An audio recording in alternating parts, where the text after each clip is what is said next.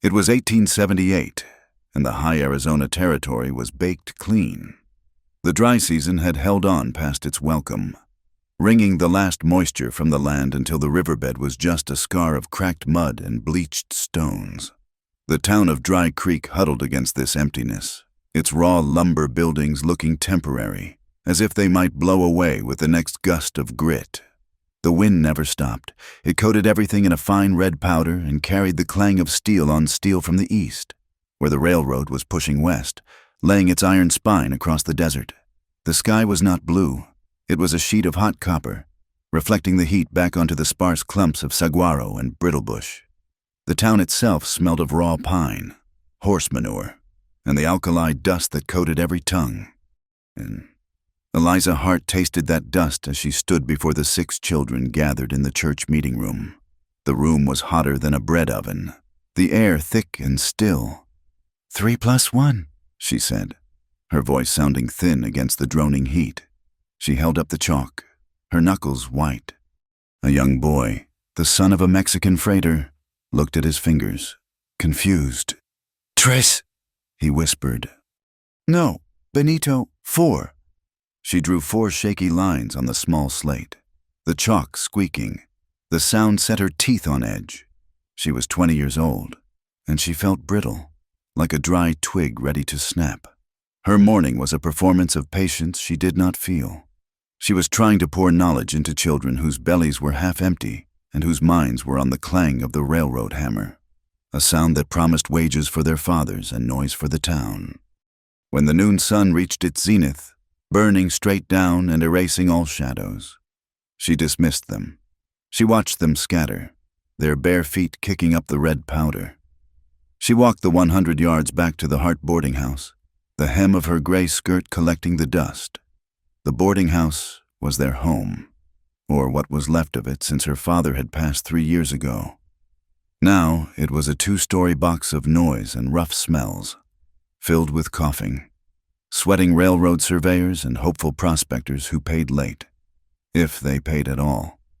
She pushed open the door, and the sound of men arguing over cards hit her, along with the smell of stale whiskey and unwashed bodies. Miss Eliza, one of them, a surveyor with a sunburnt neck and pale eyes, called out. He did not look up from his cards. "More water in this basin, if you please, and this coffee tastes like mud." She nodded, not meeting his gaze. She went to the kitchen. His gaze, and the gaze of the others, was always assessing, calculating. She hated that gaze. It measured her worth as a potential wife, a housekeeper, a body to warm a bed, a convenience. Eliza wanted none of it. She was a woman of firm principles, taught by her late father, a man who believed in books and kindness.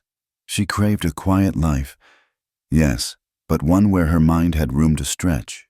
She wanted the freedom to read a book without interruption, a concept as abstract and distant as the ocean, more than she wanted the supposed safety of being married off to one of these rough, loud men. She hauled the heavy water bucket from the cistern, her shoulders aching. Before filling the pitcher for the card players, she dipped a clean cloth into the precious water and went to the small back room, the only quiet place in the house. Mother. Ruth Hart lay on the cot, a thin sheet pulled to her waist. A sheen of sweat covered her gray-tinged skin. A dry, racking cough answered before she could speak. "Eliza, the heat is thick today." "Yes, Mother." Eliza gently wiped her mother's forehead and neck with the damp cloth. The sickness had taken root in her lungs 6 months prior, a winter cold that had deepened instead of leaving. The bottle of dark brown medicine from the doctor in Prescott was down to its last 1/4 inch. The coin purse in Eliza's apron pocket held 2 dimes and a nickel. The debt for the last bottle, and the one before it, was a physical weight on Eliza's shoulders. "You should not be tending to me," Ruth whispered, her breath catching. "Those men out there, you should not be alone with them." "I am not alone. God is here."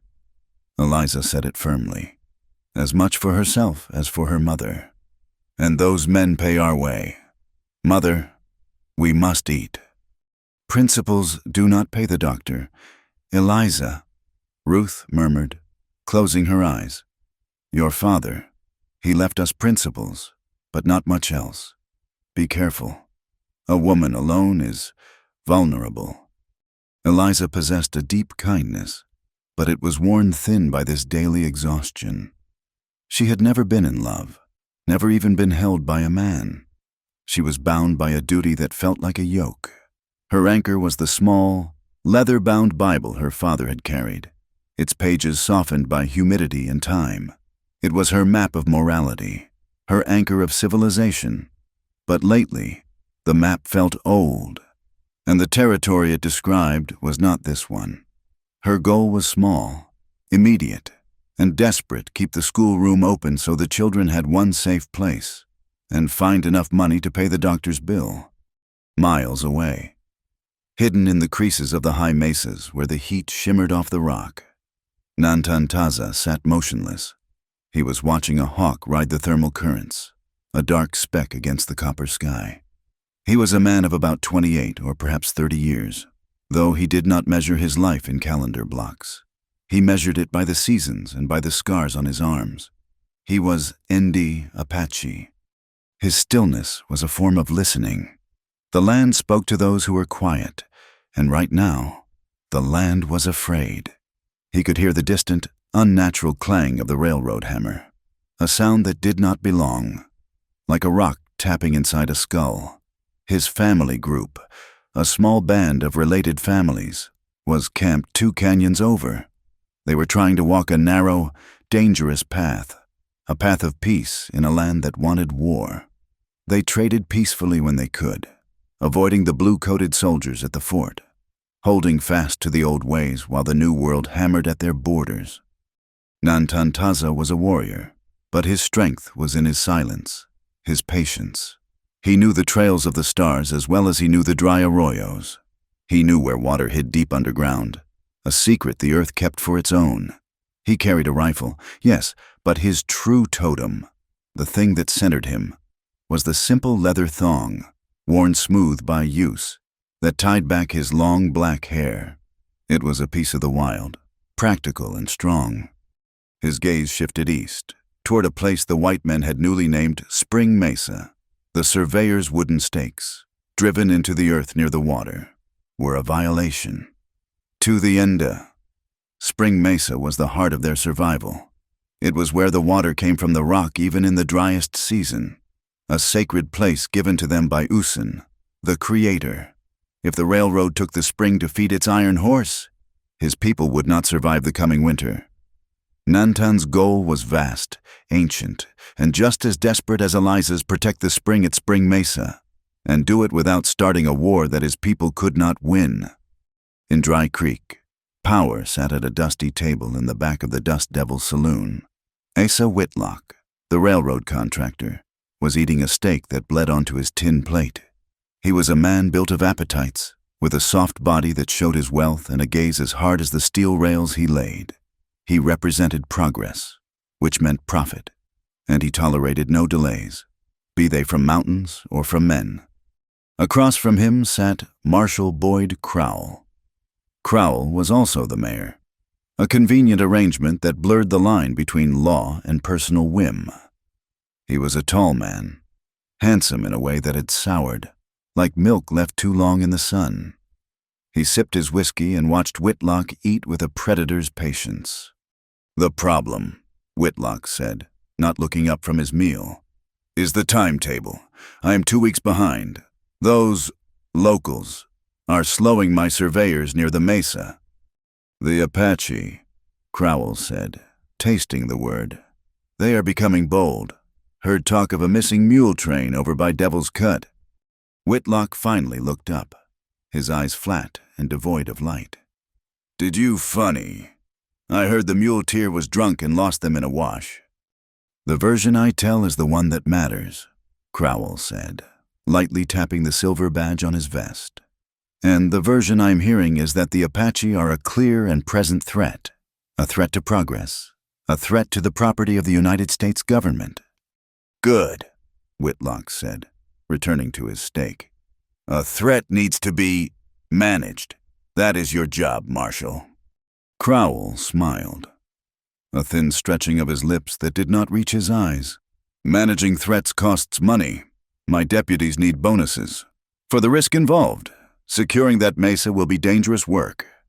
This was the first hand, the iron grip that held Dry Creek, Whitlock's greed, and Crowell's flexible interpretation of the law. His philosophy was simple and spoken often: the law belongs to the strong. And in Dry Creek, strength came directly from Asa Whitlock's coin purse. The second hand belonged to Whitlock himself, the railroad, the invisible but crushing weight of Eastern money and political power. The third group was not a hand at all, but the dust under the boot. It was the common folk, the ones without power. It was the Mexican families like Benito's, who had been there before the border crossed them, freighting goods by mule.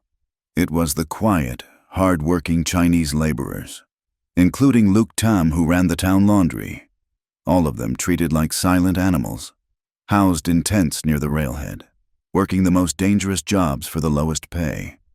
It was the handful of black families, like the farrier, trying to build a life free from the shadows of the war. And it was the few Apache, like Nantan's kin, who came to town to trade woven baskets and hides for flour, enduring the stares and the muttered insults. The air in the saloon was blunt. Life was a transaction. A man's worth was calculated in acreage, in gallons of water, in the weight of his pistol, and in the strength of his given word. Promises were the only currency that mattered more than gold, and they were broken just as often. The rumor of the missing mule train was already spreading from the saloon. By nightfall, it would be an Apache massacre. This was the smoke Whitlock needed. This was the justification Marshal Crowell required to protect the railroad's claim on Spring Mesa. The two worlds were poised on a collision course. As the last light faded from the sky, the air did not cool. The desert held its breath. High in the darkening west, a new star appeared. It hung low, a faint smear of silver light with a tail like a crack in the dark glass of the sky. The settlers in the saloon, too busy with their cards, did not see it. Eliza, cleaning the supper grease from the plates, was too tired to look up. But Nantan Taza, standing on the high mesa, saw it. The Apache elders, watching from their camp, saw it too. They knew it by its old name, Ul Keji, the bird path. It was not an omen of good or of bad. It was a sign of great, sweeping, terrible change.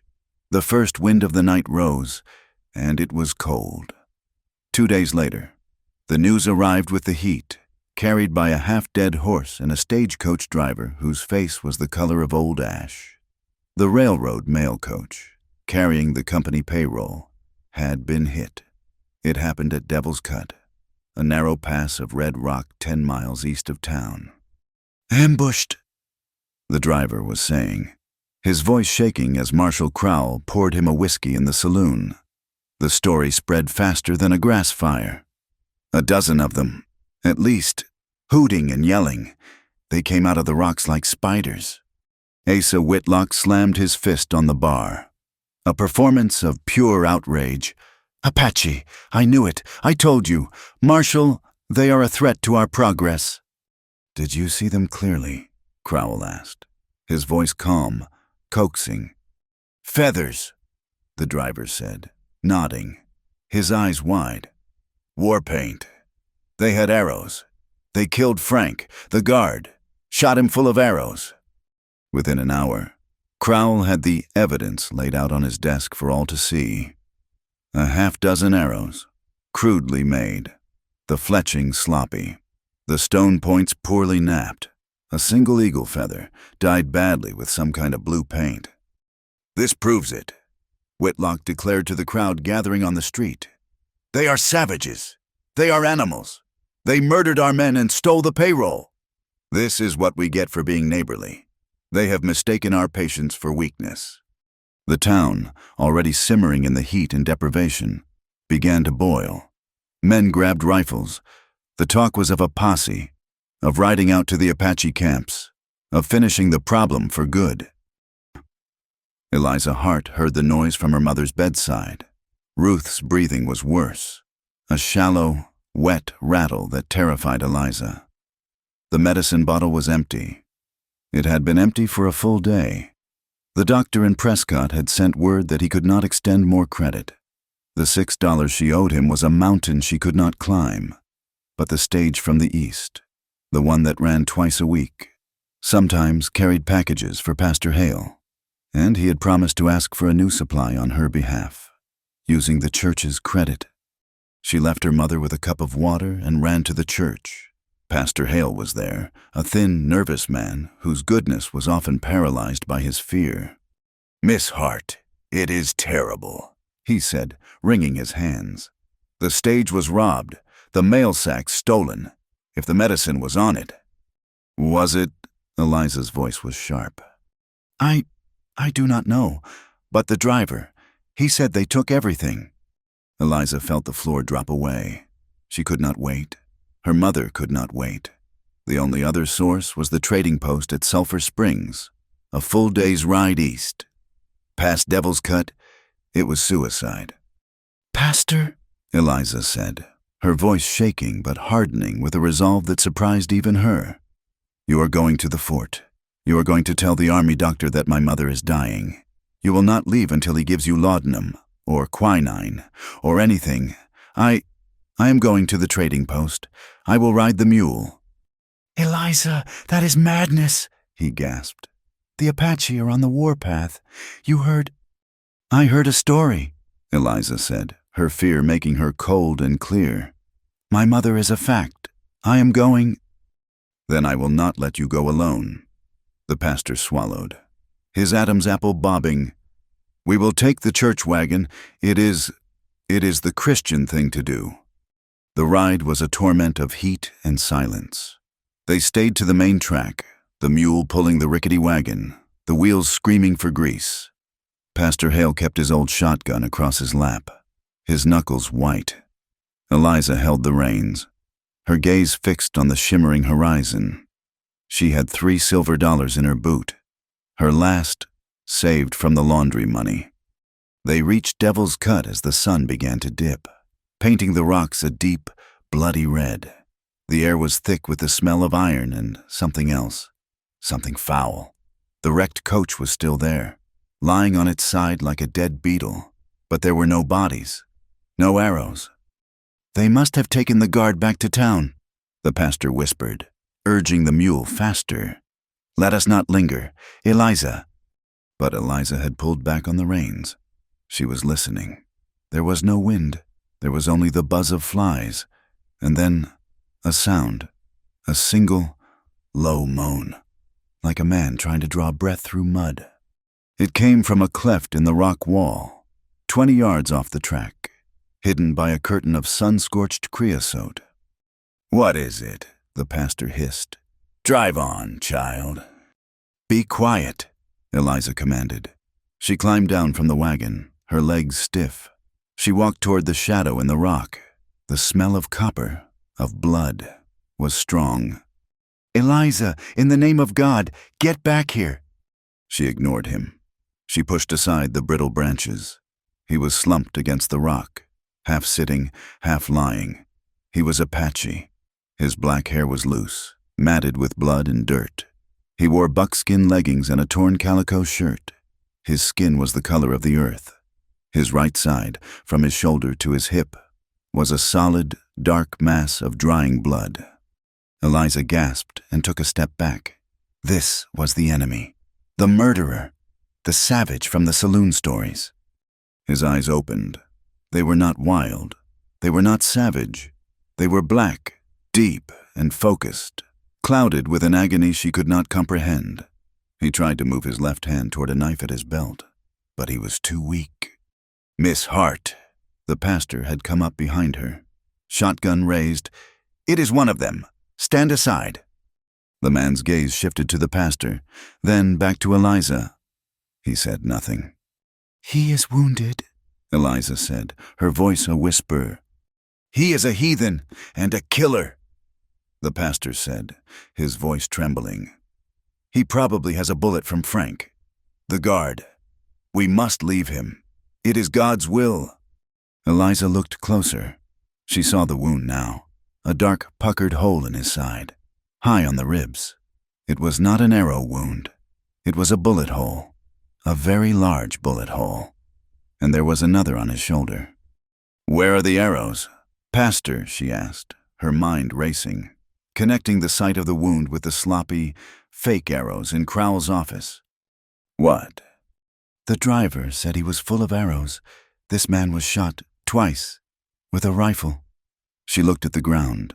There were tracks, shod hooves, many of them, but there were no moccasin prints, save for the bloody smear where this man had dragged himself into the rocks. It does not matter, the pastor insisted, gesturing with a shotgun. He is what he is. We will be killed. Think of your mother, Eliza. Eliza looked at the man. His eyes were closing. He was dying. He was dying of a bullet wound. Not an arrow. He was dying because someone had shot him, and those same people had left fake arrows for the town to find. The lie was so sudden, so clear, that it took her breath away. This was not justice. This was murder. Her father's voice echoed in her head. A memory from a long-ago Sunday lesson. The stranger in thy gate. Eliza, you are measured by how you treat the stranger. He is a man, she said, the words tasting strange and heavy. And he is wounded. We are not leaving him. You are mad. Load him into the wagon. Pastor, under the tarp. Or so help me God. I will tell the town you left a man to die. It was a bluff, but it worked. The pastor, terrified of her sudden, cold fury, helped her. The man was heavy, a dead weight. He grunted in pain as they lifted him. But he did not cry out. They rolled him into the back of the wagon and covered him with a dusty canvas tarp, piling empty grain sacks around him. They bought the medicine at Sulphur Springs, the $3 silver, just enough. They rode back in the dark, the silver eye of the comet watching them. The pastor did not speak a single word. Every sound, every snap of a twig, made him jump. Eliza drove, her spine rigid. Beneath the tarp, there was only the sound of shallow, painful breathing. They arrived back at Dry Creek well after midnight. The town was dark, save for the saloon. Eliza stopped the wagon not at the front of the boarding house, but at the alley behind it, next to the old, collapsing stable that had not been used in a year, ever since her father's horse had died. Go to your rooms, Pastor, she said. You did not see anything. Eliza, this is a sin, he whispered, his face pale in the starlight. No, Pastor, she said, unhitching the mule. Leaving him was the sin. This is something else. She waited until he was gone. Then, with strength she did not know she possessed, she half dragged, half carried the wounded man from the wagon and into the dark, dusty stable. She laid him on a pile of old hay that smelled of mice and decay. She ran to her mother's room. Ruth was asleep, her breathing eased by the first spoonful of the laudanum. Eliza thanked God, her prayer a silent, guilty thing. Then she gathered her supplies. She took the small tin basin she used for washing. She did not take water from the main cistern, the one the boarders used. Instead, she emptied the last of the rainwater barrel, the one she kept by the kitchen door to water her mother's geraniums. It was cleaner. She took a bottle of whiskey from the saloon pantry, the one kept for special customers. She took her own sewing basket, the one with her mother's needles, and she took a clean linen sheet, tearing it into strips. Back in the stable, she lit a single candle. The man had not moved. His eyes were open, watching her in the dark. I am going to help you, she whispered. This will hurt. He just watched her. There was no fear in his gaze, only a deep, exhausted awareness. She cut away the torn, bloody shirt.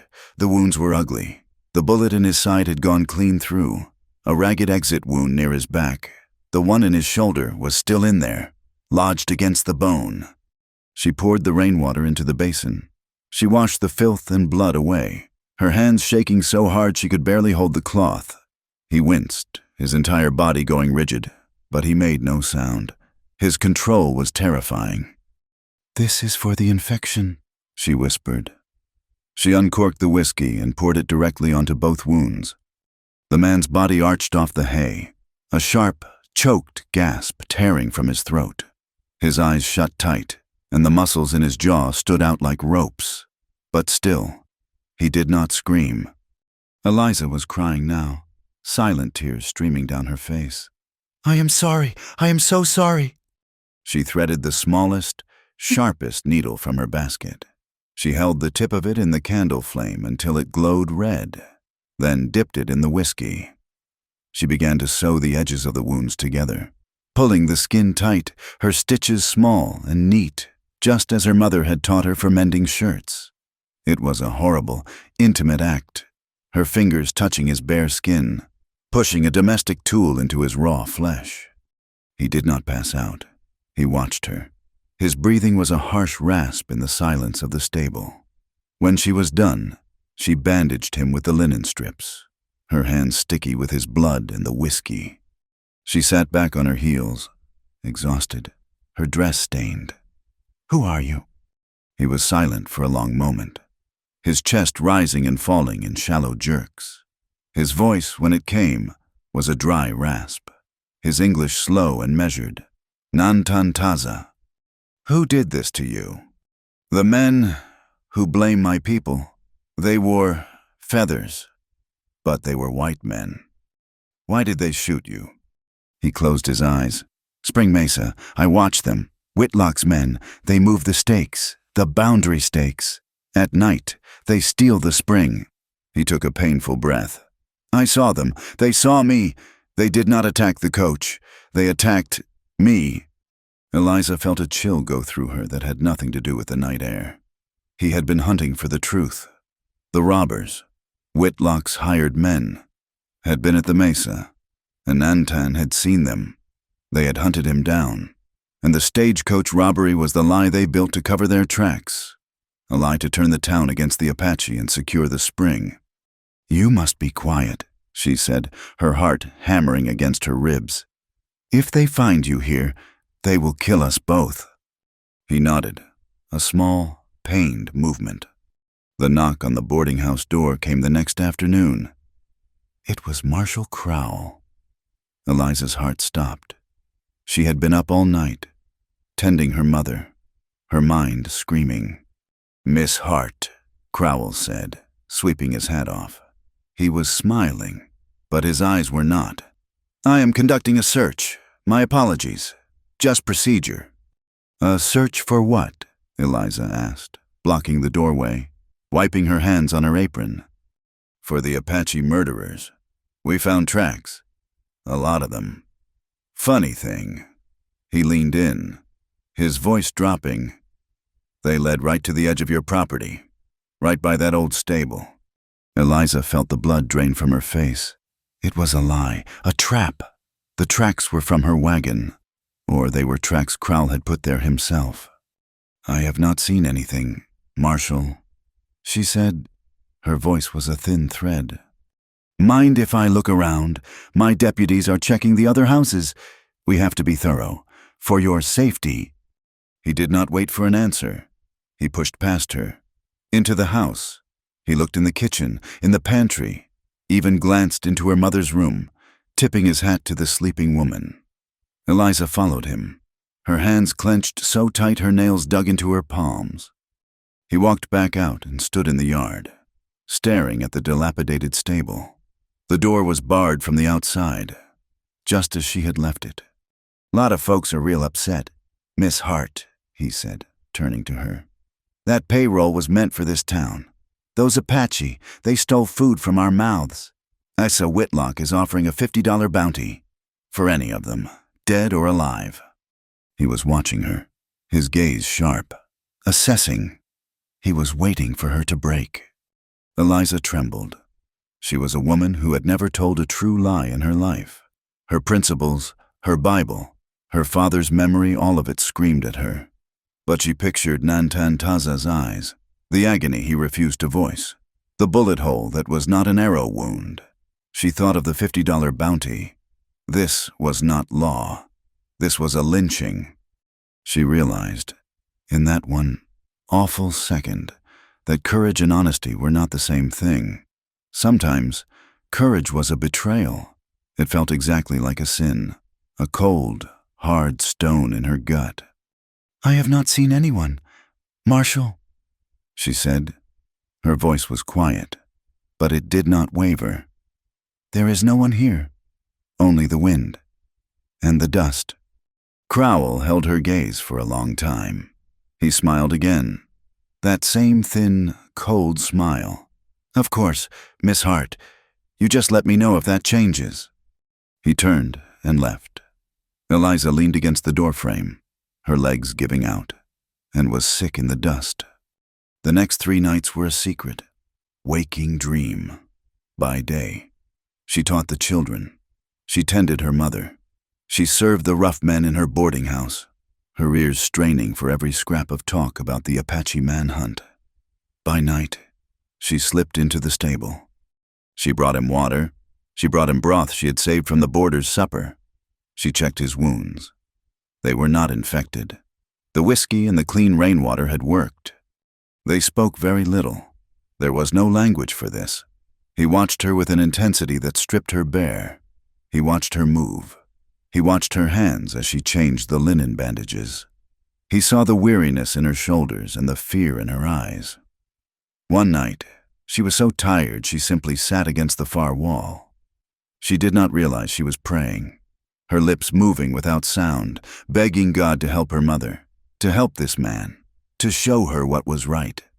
Nantan watched her prayer. He saw her, a woman balanced on a knife edge, holding 2 worlds at bay, the hostile town, and the wounded man she was hiding. Eliza learned to listen. The stable was not silent. She learned the sound of the mice, the sound of the wind in the loose boards, the sound of Nantan's breathing as it slowly deepened, growing stronger. She was learning to hear the night, to sit in the dark and just be. On the 4th night, he was sitting up when she arrived. He looked better. The fever in his eyes had broken. "You must go," Eliza whispered, setting down a cup of water. The strain was breaking her. "I cannot hide you anymore. They are searching the hills. They will come back. They will search this stable." He nodded. He took the water and drank. A long, slow draft. He looked at the cup, then at her. "I will go," he said. His voice was stronger. "Before the sun." He reached for something at his waist. It was his knife. She flinched. He did not offer her the knife. He used its point to cut a thin, strong leather cord from his legging. He held it out to her. "No," she said, shaking her head. "I do not want anything." "You saved my life," he said. "I did what was right," she whispered, her voice thick with the memory of her lie to Crowell. "They will not stop," he said, ignoring her refusal. "Whitlock, Crowell, they want the spring. They will take it. They will say my people are murderers." "I know," she said. "I must show the truth," he said. He looked at her, his gaze holding hers in the candlelight. "I need one chance. Not to run, to show the truth." Eliza looked at the wounded warrior, the savage who spoke of truth while the town marshal spoke of lies. She had made her choice in the desert. She was merely living with it now. "When you are healed," she said, her voice low, "I will help you leave the town. But that is all. I will not be a part of your war." Nantantaza looked at her, at the small Bible she sometimes carried in her apron pocket, and then at the leather cord in his own hand. He nodded. "It is not a war. It is an answer." The declaration of war was not a gunshot, but a piece of paper. The next morning it was nailed to the saloon door, a raw pine board hammered into the siding of the church, and the wall of the general store. The notice was signed by Asa Whitlock as a contracted agent of federal infrastructure, and countersigned by Marshal Boyd Crowell. by order of the territorial authority. It read, "And for the protection of the United States mail and the continued progress of the Transcontinental Railroad." The area known as Spring Mesa was henceforth restricted. It was claimed for federal interest to secure the water source for the railroad line. A perimeter was established. Trespassers would be prosecuted. The notice was not the real message. The real message was the men who guarded it. They were not soldiers. They were 3 men Eliza had seen drinking in the saloon. Men who wore their pistols low and their hats lower. They had the look of wolves, lean and hungry. They were from Greeley and Company, a private security firm that Whitlock kept on his payroll. Now they sat on their horses by the new sign, rifles resting on their saddles, daring anyone to even look at it too long. Dry Creek split down the middle, in the Dust Devil Saloon. The railroad crews and surveyors cheered. Whitlock bought a round of whiskeys. This meant the delays were over. This meant full wages, and an end to the Apache threat that Whitlock had so expertly manufactured. But in the shade of the alleys, the town's other half grew silent. The Mexican freighters, who had once used the mesa as a waypoint, now took the long, dry route south, adding a full day to their journey. Luke Tum, the Chinese laundryman, who usually had a quiet word for Eliza, now just nodded, his eyes on the ground, his hands buried in his sleeves, and the few Apache families who sometimes came to trade jerky for flour simply vanished. They did not come to town at all. The silence from the high country was more ominous than any war cry. The whispers found Eliza in the general store, where she was using her meager laundry money to buy cornmeal. 2 women, wives of railroad men, were talking by the pickle barrel. They did not lower their voices.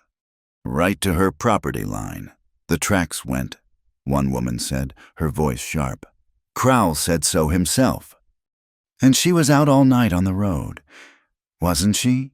the other replied, snapping a bean in half. "With just the pastor, and her mother so sick." "I hear," the first woman stage whispered, "that she is hiding one of them, that she is sweet on a redskin. That is why she lied to the marshal." Eliza's face burned hot. She grabbed the cornmeal sack and turned. The women fell silent, their faces hard and righteous.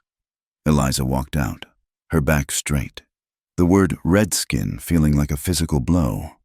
She found her mother awake, sitting on the edge of the cot, a woolen shawl around her thin shoulders.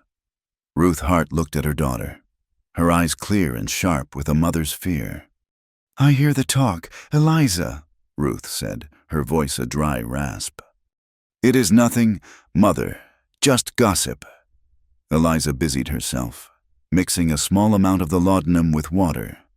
"They are saying you are involved with the Apache." Ruth's hand, thin as a bird's claw, gripped Eliza's wrist. "You lied to the marshal. I saw it in your face when he left." "Mother, please, you must rest."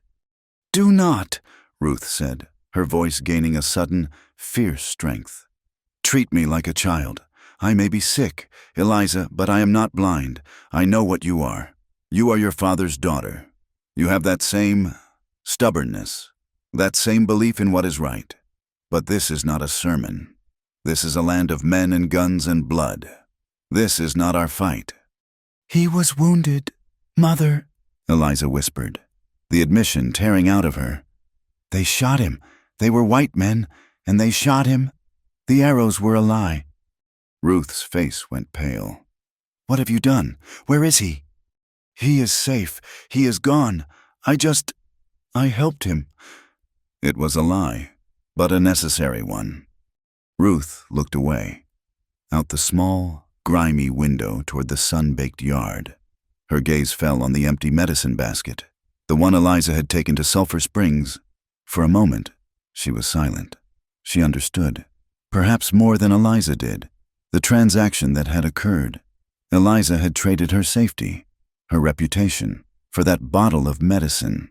The girl who had been so bound by rules had broken all of them to save a life. 2 lives. "Be careful, child," Ruth whispered, sinking back into the pillow, her fight gone. "There is no bottom to this land. You will fall, and no one will catch you." Eliza's heart ached with the guilt of her half-truth, but another feeling was warring with the guilt of burning, insistent need to know. Her father had taught her to trust in facts, in evidence. Nantan's words were a claim. Her heart believed him, but her mind, the part of her that ran the schoolhouse, needed proof. She needed a reason to go back to Devil's Cut. She found one that afternoon. "Mother," she said, her voice bright, false, "I am going to look for burdock root by the creek bed. The doctor in Prescott said it is good for the lungs." "Eliza, no, it is too dangerous." "It is daylight. Mother, I will not go as far as the pass. I will be quick." She took the mule, a harvesting basket on her arm. She did not ride toward the creek. She rode east, toward Devil's Cut. She told herself she was a fool. She told herself she was risking everything for a feeling. She tied the mule a quarter-mile from the pass and scrambled up the rocks, her basket scraping against the sandstone. She went to the cleft in the rock where she had found him. The bloodstain was still there, a dark, rusty map of his pain. She looked around, her eyes scanning the gravel, the dust. The men who shot him had been here. They had been on horses. They had fired their rifles. She found it glinting in the sun, half buried in the scree near where the shod horses had torn up the ground. It was not an iron arrowhead. It was a brass shell casing. It was long, heavy, meant for a buffalo rifle or a Sharp's carbine. It was new, and on the bottom, stamped into the metal, were two small, clear letters G and C, Greeley and Company. Eliza closed her hand around the warm metal. It was not a feeling anymore. It was a fact. It was a piece of solid, irrefutable truth that she held in her palm. Nantantaza had not lied. The entire town was being fed a lie built to steal land and justify murder. And she was the only one who held the proof. That night, she went to the stable. The air inside was close, hot. Nantantaza was on his feet, testing his weight. He was weak, but his wounds were clean and closing. The lean, hard strength was returning to his body. He looked at her, and he knew. "You found something," he said. It was not a question. She opened her hand and showed him the casing. "G&C, Greeley and Company, at the pass." He nodded, a darkness passing over his face. "They are Whitlock's dogs." "They have put up a sign," she said, her voice a low, urgent whisper. "They have claimed Spring Mesa. Whitlock's men are guarding it." "Then I must go," he said. He took a step, and his hand went to his side. A grimace of pain he could not hide. "You cannot," she said. "You are not strong enough. They are looking for you. The town is... They are saying terrible things about me, that I am helping you." "They speak the truth," he said, his gaze level. "I know." She felt the heat rise in her face. This was the chasm that had opened in her life. Before, truth had been a simple, clean thing, like a white linen sheet. Now it was stained and complicated. Her heart was pounding, a strange, heavy rhythm. It was no longer just the fear of being caught. It was something else. It was the presence of this man, the quiet, centered strength of him. She had saved his life, and in doing so, had tied her own to it. Her heart had stepped far, far ahead of her reason, and she was terrified of where it was leading her. "I will leave tonight," he said. "I will not bring this to your house." "You will not survive an hour," she said. "They are riding patrols." She turned to leave, her mind a tangle of fear and a strange, new resolve. She barred the door and leaned against it, her eyes closing. When she opened them, she saw it. Tied to the iron hasp of the stable door, on the inside, was a small, tightly braided cord. It was made of sinew and 3 strands of dark, supple leather. It was small, no bigger than her thumb, but it was intricate, strong, and made with a purpose. It had not been there before. He had left it for her, It was a thank you. It was a goodbye. It was, she knew instinctively, a protection, a charm from his world, left on the threshold of hers. She touched it, the leather still warm from his hands. It was a small, silent piece of the wilderness, a shield against the things she could not see. The next day, Marshal Crowell made his public move. He stood on the porch of the Dust Devil Saloon at noon. When the sun was high and the street was full, Eliza was on her way to the schoolhouse. She stopped. Everyone stopped. "People of Dry Creek," Crowell shouted, his voice booming across the plaza. "We have given the Apache murderers enough time. We have found the camp of the ringleader, Nantantaza. He has scattered his band, but he is wounded. He is hiding, like a snake in the rocks." He let the silence hang. Then he raised one finger. "We are giving him 3 days. 3 days to surrender himself to my custody for the murder of Frank, the guard, and the theft of the railroad payroll. If he does not, my deputies and the men of Greeley and Company are authorized to hunt him down." Then he turned, his gaze sweeping the small crowd. His eyes found Eliza. They stopped, and he smiled. "And one more thing. We have reason to believe this fugitive is being aided, that someone in this town, someone who claims to be a good, God-fearing citizen, is giving him aid and comfort. Let me be clear." His voice went cold. "Any person, man or woman, found to be harboring this fugitive, or providing him with food, water, or medicine, will be considered an enemy of this territory. They will forfeit their property to the town, and they will be fined $100. There are no exceptions." The crowd turned as one. They all looked at Eliza. She stood frozen, the dust blowing around her ankles, her face a mask of pale stillness. The message was not for the town. It was for her. It was a public execution of her reputation, and a direct threat to her home, her mother, and her life. She turned, without a word, and walked back to the boarding house. The whispers followed her like stones. She had no choice. She had been given a deadline.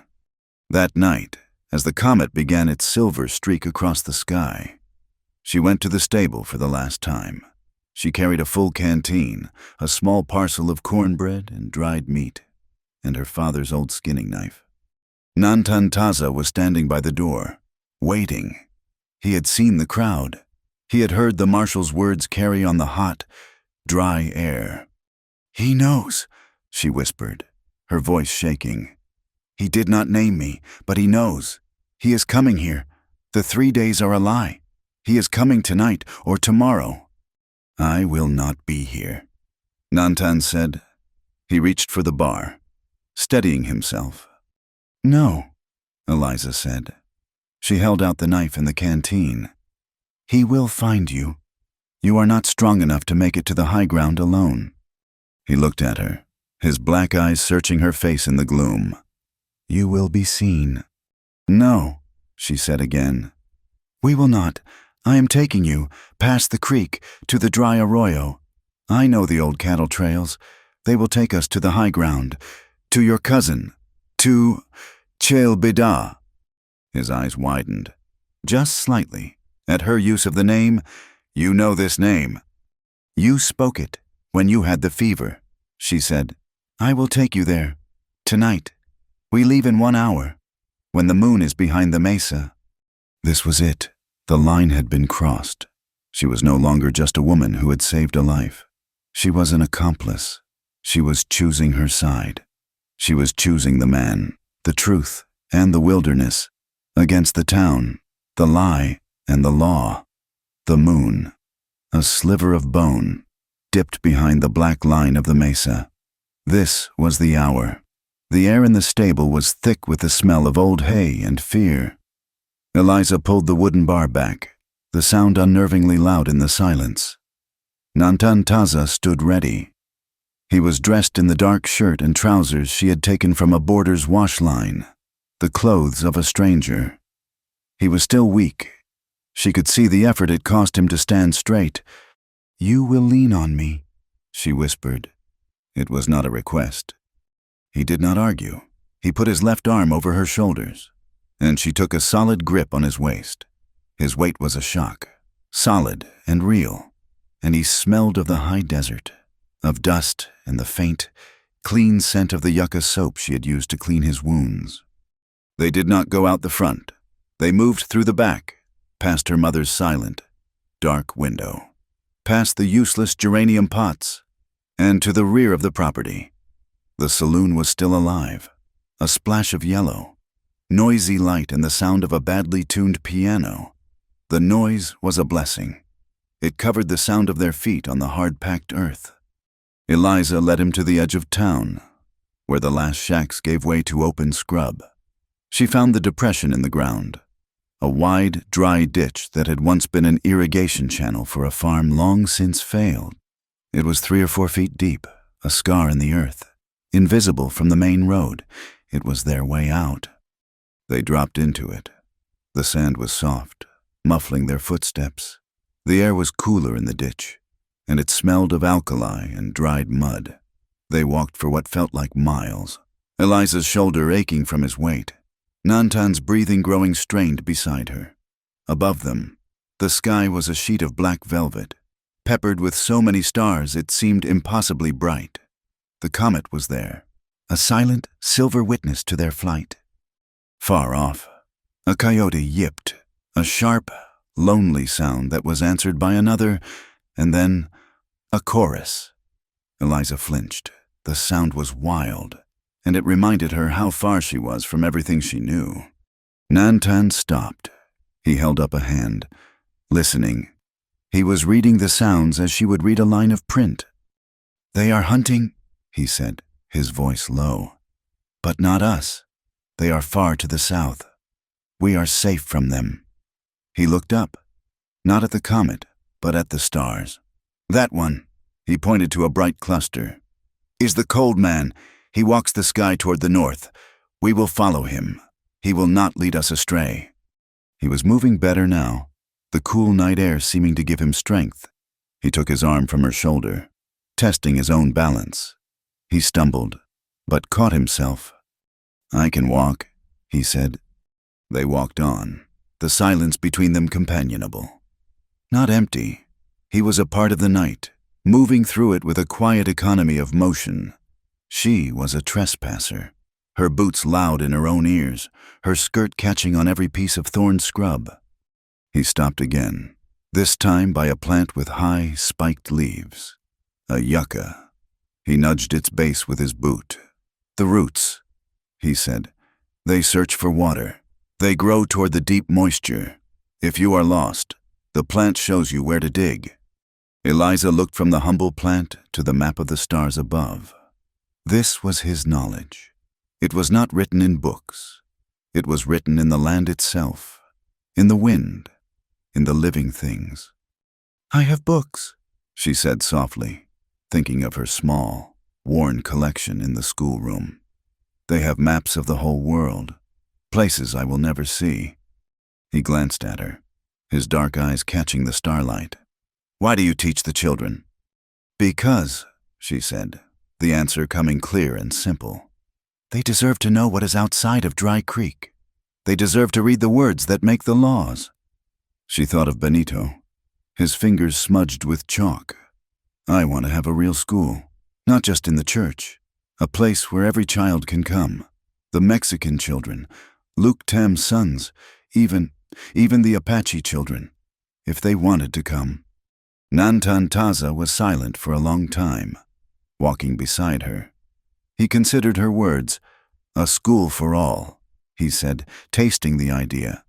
"That is a strong dream, a dangerous one." "The best ones always are," she said, her father's words on her own tongue. They had been walking for hours when he stopped her for the 3rd time. His hand shot out, not grabbing her, but barring her path. He pushed her low, behind a cluster of sandstone rocks, his body shielding hers. "Be still," he breathed. Eliza's heart hammered. She had heard nothing. Then she did. The scrape of a shod horse on rock. Laughter, low and rough, carried on the wind. She peered over the rock. On the ridge above them, silhouetted against the starry sky, were 3 riders. They were not a patrol. They were hunters. Greely's men. "They are on our trail," she whispered, her mouth dry with terror. "No," Nantan said, his voice calm, cold. "They are cutting the sign, looking for any tracks. Stay here. Do not move. Do not make a sound." Before she could protest, he was gone. He did not run. He simply melted into the shadows, moving low and fast, back the way they had come. She watched, her heart in her throat. He was heading back toward their own tracks. He moved with a limp, but with a speed that was unnatural. She saw him bend down, searching the ground. He found what he was looking for, the old, dry scat of a coyote. He crumbled it in his hand, mixing it with a pinch of something from the small pouch at his belt. Then, moving back onto the trail they had made, he began to scrape the earth, dragging his foot, moving away from their true path, heading west, toward a dry canyon. He was creating a false trail, using the scent to draw the horses, making it look like a wounded animal, or a man, had staggered off in the wrong direction. The riders on the ridge stopped. "What is it? Jake!" one of them called out. "Smell that something is ripe. Over west." They heard the jingle of harness, the click of hooves. The 3 riders turned their horses, following the phantom trail Nantan had laid. He reappeared by her side as silently as he had left. His face was slick with sweat, and his hand was pressed to his side. "They will follow that for an hour," he said, his voice strained. "We must go, now!" They moved fast, half running, until the sun began to pale the eastern sky. They found shelter as the first light hit the peaks, a high, shallow cave worn into a cliff face, latticed with the old mud nests of swallows. It was hidden, and it overlooked the valley, giving them a clear view. Eliza collapsed against the rock wall, her lungs burning. Nantan slid to the ground, his eyes closing in exhaustion. The front of his dark shirt was darker, wet. "You are bleeding," she said, her voice sharp with alarm.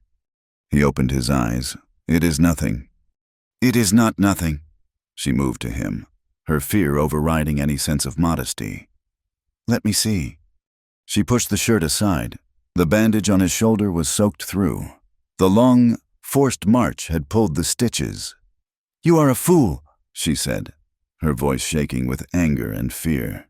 "You tore it open with that trick." "It held," he said, gritting his teeth as she peeled the linen away. It held because it had to. She took her own small flask from her apron pocket. It held a mouthful of whiskey she kept for her mother's bad nights. She poured the last of it onto a strip of her petticoat and began to clean the wound. "Hold still. This will hurt." He winced, but he did not pull away. He watched her face, her brow creased in concentration, her hands surprisingly steady. "You are," he said, his voice rough. "Not like the other women." "I am just a woman," she said, tying the new bandage tight, pulling the knot with a sharp tug. "And you are just a man, and we are both in more trouble than we can afford." They rested there all day, the high, hot sun beating on the rocks outside. They ate the cornbread and drank sparingly from the canteen. The silence returned, but it was deeper now. They had been tried together, and had survived. The next night, they traveled again. Nantan knew this land. He led her on paths that were not paths at all, through rock fields and up dry washes that left no tracks. They were heading toward a prearranged meeting place. Just before dawn, they saw the glow of a small, carefully hidden fire in a box canyon. 2 women were there, packing supplies onto 2 mules. They were Mexican. They looked up as Nantan approached, their hands moving to the rifles propped against their packs. "Nantan Taza," one of them said, her voice filled with relief. She was older, her face a map of worry. "We thought they had killed you." "Ana, Pilar," Nantan said. He gestured to Eliza, who hung back in the shadows. "She is a friend. She walks the path of truth." Then she is the only one in this cursed territory. The younger sister, Pilar, said bitterly. You are leaving, Eliza stated, seeing the loaded packs. We are, Anna said. She was a strong woman, with eyes as dark and sad as a deep well. This is not our land anymore. Greeley's men, they came to our camp. 3 nights ago, they said we were selling ammunition to the Apache. It was a lie. Pilar spat. We have no ammunition. They set fire to our tent. They burned our wagon to scare us. They said if we were not gone by the new moon, they would burn us too. Eliza felt the cold, hard brass of the shell casing in her pocket. So it was them. They are the ones starting the fires. Why? Eliza asked, her voice low. Why would they? Anna looked at Nantan, then at Eliza. She made a decision. She walked to her saddlebag and pulled out a worn, leather-bound book, the kind used for account keeping. Because of this, I do the laundry for Mr. Whitlock when he stays at the hotel. A privilege, he says. Her voice was bitter. I found this under his mattress. I was going to give it to Marshal Crowell. No, Eliza said, stepping forward. The Marshal is his man. They are partners. Anna's face tightened. I know. I saw them, laughing, in the saloon. She opened the book. I cannot read all your English words, Miss, but I can read numbers, and I know the seal of the railroad, and I know Asa Whitlock's name. She pointed to a page. Eliza took the book. Her hand was shaking. It was a private ledger. It was filled with entries, payments for supplies, for security. And then she saw it. A list of payments to Greeley and Company. $100 for security services. $200 for freight recovery. And then, one entry. The date was stark. It was the exact day of the stagecoach robbery. The entry read $500, and the line item beside it for recovery of assets and securing of Mesa access. Eliza's blood ran cold. He paid them, she whispered, her voice choking.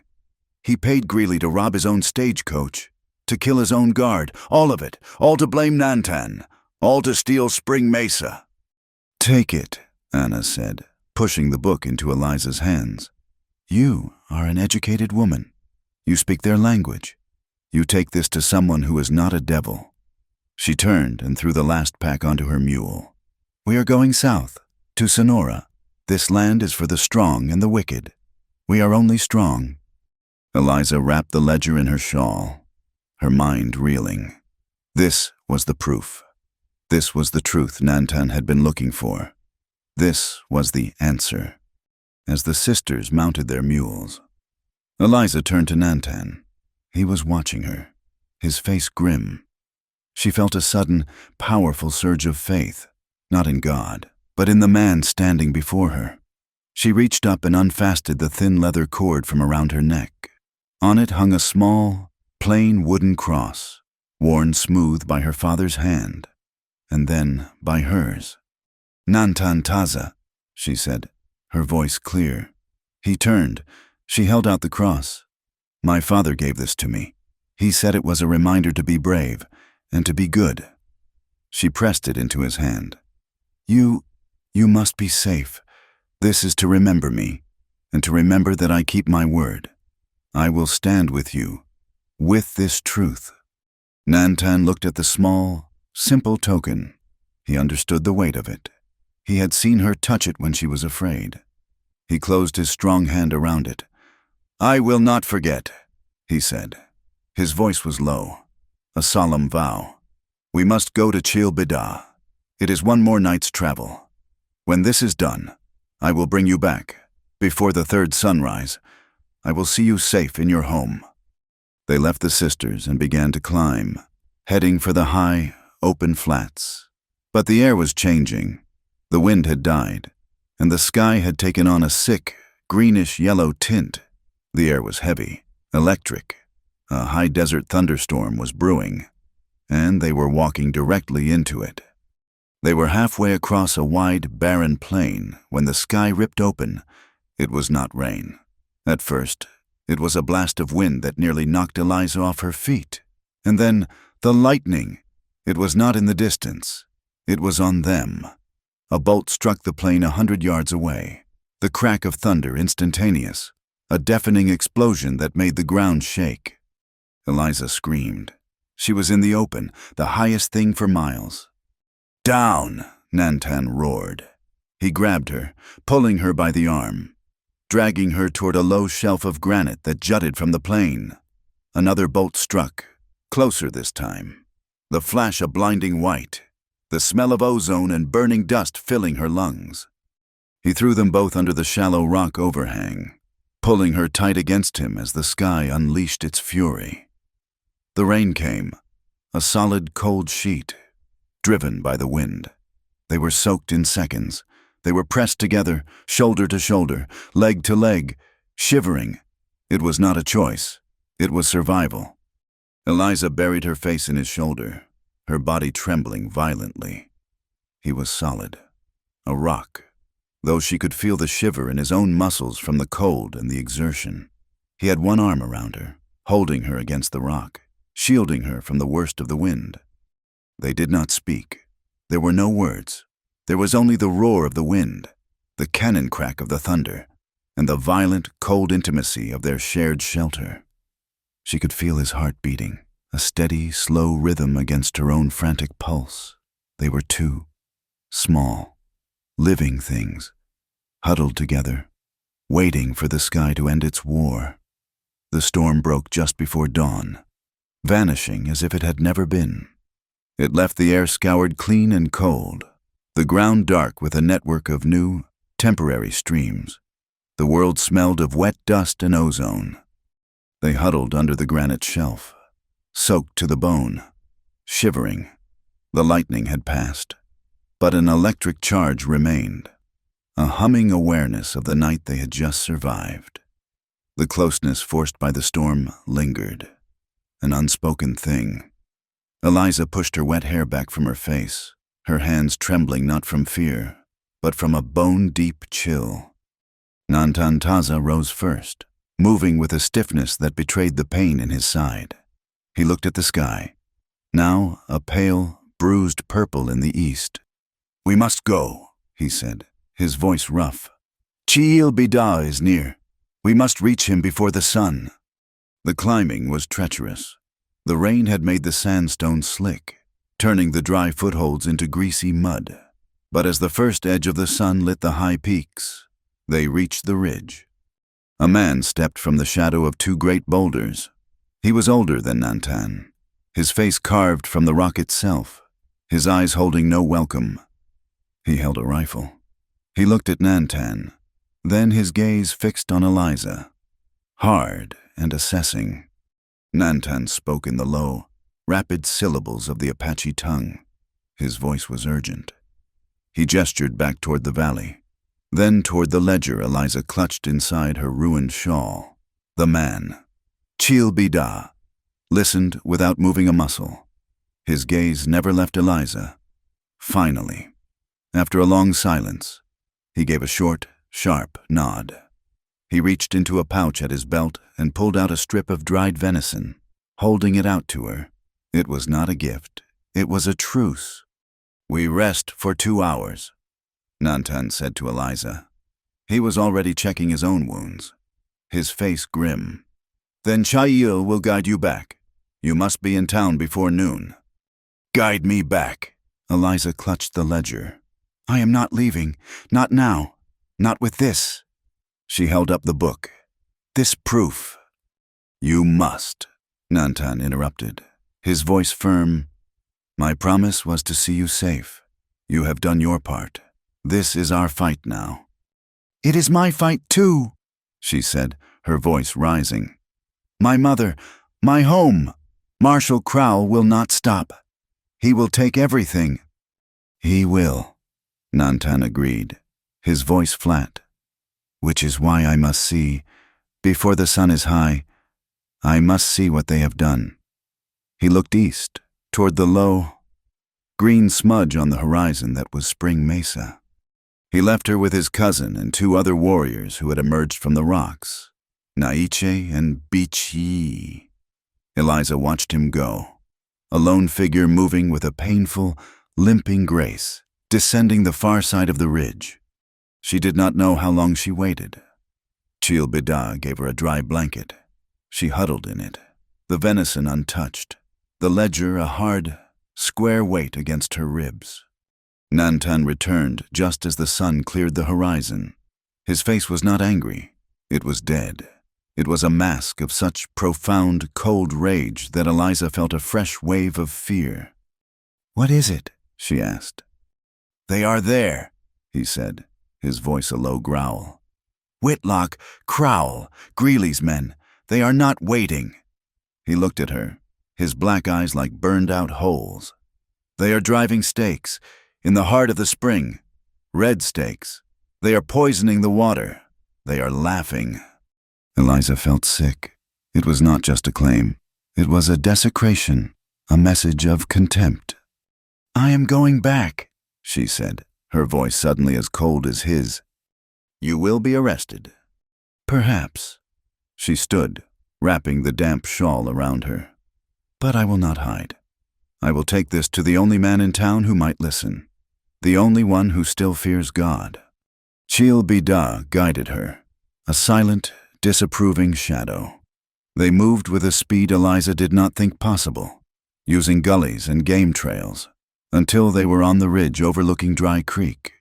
The town looked quiet, a few columns of smoke rising into the clean morning air. Chil pointed. "Go! Stay in the shadows." He turned and was gone. Eliza did not go home. She went straight to the church. Pastor Hale was sweeping the front steps, his face drawn and pale. When he saw her, he dropped the broom. "Miss Hart," he gasped, his eyes wide. He looked past her, toward the hills. You are... They said you had run off the marshal." "Pastor, there is no time," Eliza said, her voice sharp and brittle. She pushed past him into the cool darkness of the church. "I need your help. Marshal Crowell and Asa Whitlock are criminals." "Eliza, please, your words." "They are murderers." She threw the sodden ledger onto his lectern. It fell open. "This is Asa Whitlock's private account book. He paid Greeley and Company $500 to rob his own stage, to murder his own guard. He did it all to blame the Apache, to steal Spring Mesa." The pastor stared at the page, at the neat column of figures. He touched the entry with a trembling finger. This cannot be." "It is," Eliza said. "And they are at the spring right now, driving stakes into the water, while the whole town believes their lie." What can I do?" he whispered, recoiling from the book as if it were a coiled snake. "You are a man of God," she said, her voice low and fierce. "It is time to act like one. They fear the church, or at least they pretend to. Write a letter on your official paper. Demand a delay. Demand an investigation, 10 days. Just ask for 10 days. Buy us time to get this ledger to the federal inspector in Prescott." He looked at her, at the mud caking her dress, the scratches on her face, the absolute terrifying certainty in her eyes. He saw the truth, and he was desperately afraid of it. But he was more afraid of the sin of his own silence. "A delay," he stammered, nodding. Yes, that is reasonable. A formal inquiry." He sat at his small desk, his hands shaking so badly he could barely hold the pen. He drafted a letter, his words formal and stilted, asking Marshal Crowell in the name of the Territorial Church Council to halt all development of Spring Mesa for a period of 10 days, pending a Christian inquiry into the recent violence. He signed it. I will take it to him," he said, folding the paper. "No," Eliza said, taking it from his hand. "He will dismiss you. He will bully you. This must be done in public. He must be shamed into it." She walked out of the church, the letter held tight in her fist. She crossed the street, her boots squelching, leaving muddy footprints on the boardwalk. She walked straight to the Dust Devil Saloon. It was just past 11 in the morning. The place was full of railroad men, surveyors, and Greeley's hired guns, all celebrating their victory. Marshal Crowell was at the bar, a glass of whiskey in his hand, laughing with Asa Whitlock. Eliza pushed the batwing doors open. They banged against the walls. The piano player's hands froze. The laughter died. Every man in the room, over 30 of them, turned to stare. She was a vision from a nightmare, her hair wild and tangled, her dress torn and caked in mud, her face pale and streaked with dirt. Marshal Crowell. Her voice was not loud, but it cut through the silence like a razor. Crowell turned, his face a mask of shock, which quickly curdled into rage. Well, he sneered, setting his glass down. Look what the storm washed in. Miss Hart, we were all so worried about you. I have a letter for you. Eliza said. She walked forward, the men parting to let her pass, their eyes full of suspicion and contempt. She stopped in front of the bar, leaving a muddy puddle on the floor. A letter, he mocked. From Pastor Hale? From the church. She held it out. He is asking for a 10-day halt to the work at Spring Mesa. He is asking for an investigation. The room was dead silent. Whitlock had stopped smiling. Crowell looked at Eliza, then at the letter. He snatched it from her hand. His eyes scanned the page. A slow, ugly smile spread across his face. An investigation, he said, his voice booming for the whole room to hear. The pastor wants an investigation. He looked around at the rough, armed men. Boys, the pastor is worried. He is worried about the Apache. He thinks we have been unfair. A wave of cruel laughter filled the saloon. He thinks. Crowell continued, his smile fading. That he can tell the law how to do its job. That he can tell the railroad how to run its business. He held the letter up between two fingers. This is what I think of the pastor's delay. He slowly, deliberately, tore the letter in half, then in quarters. He crumpled the pieces and let them drop into a spittoon. Get out of here, Miss Hart, he hissed, his voice dropping to a dangerous low. He leaned over the bar. You are associating with known murderers. You are obstructing federal progress. You are lucky I do not arrest you right now for treason. Go home. Tend to your sick mother before you find yourself in a place where you cannot help her at all. The threat was naked, unmistakable. He knew she had lied. He was warning her. Eliza stood frozen. Her last, desperate hope for a peaceful solution lay in pieces, soaking in tobacco juice. She looked at Crowell's smug face, at Whitlock, who was now smiling again. She turned, her shoulders rigid, and walked out of the saloon. The laughter erupted behind her before the doors had even stopped swinging. She ran. She did not go home. She did not go to the church. She ran to the only other place she could, the small, steaming laundry shack at the end of the alley, run by Luke Tam. He was there, ironing, his face a placid mask.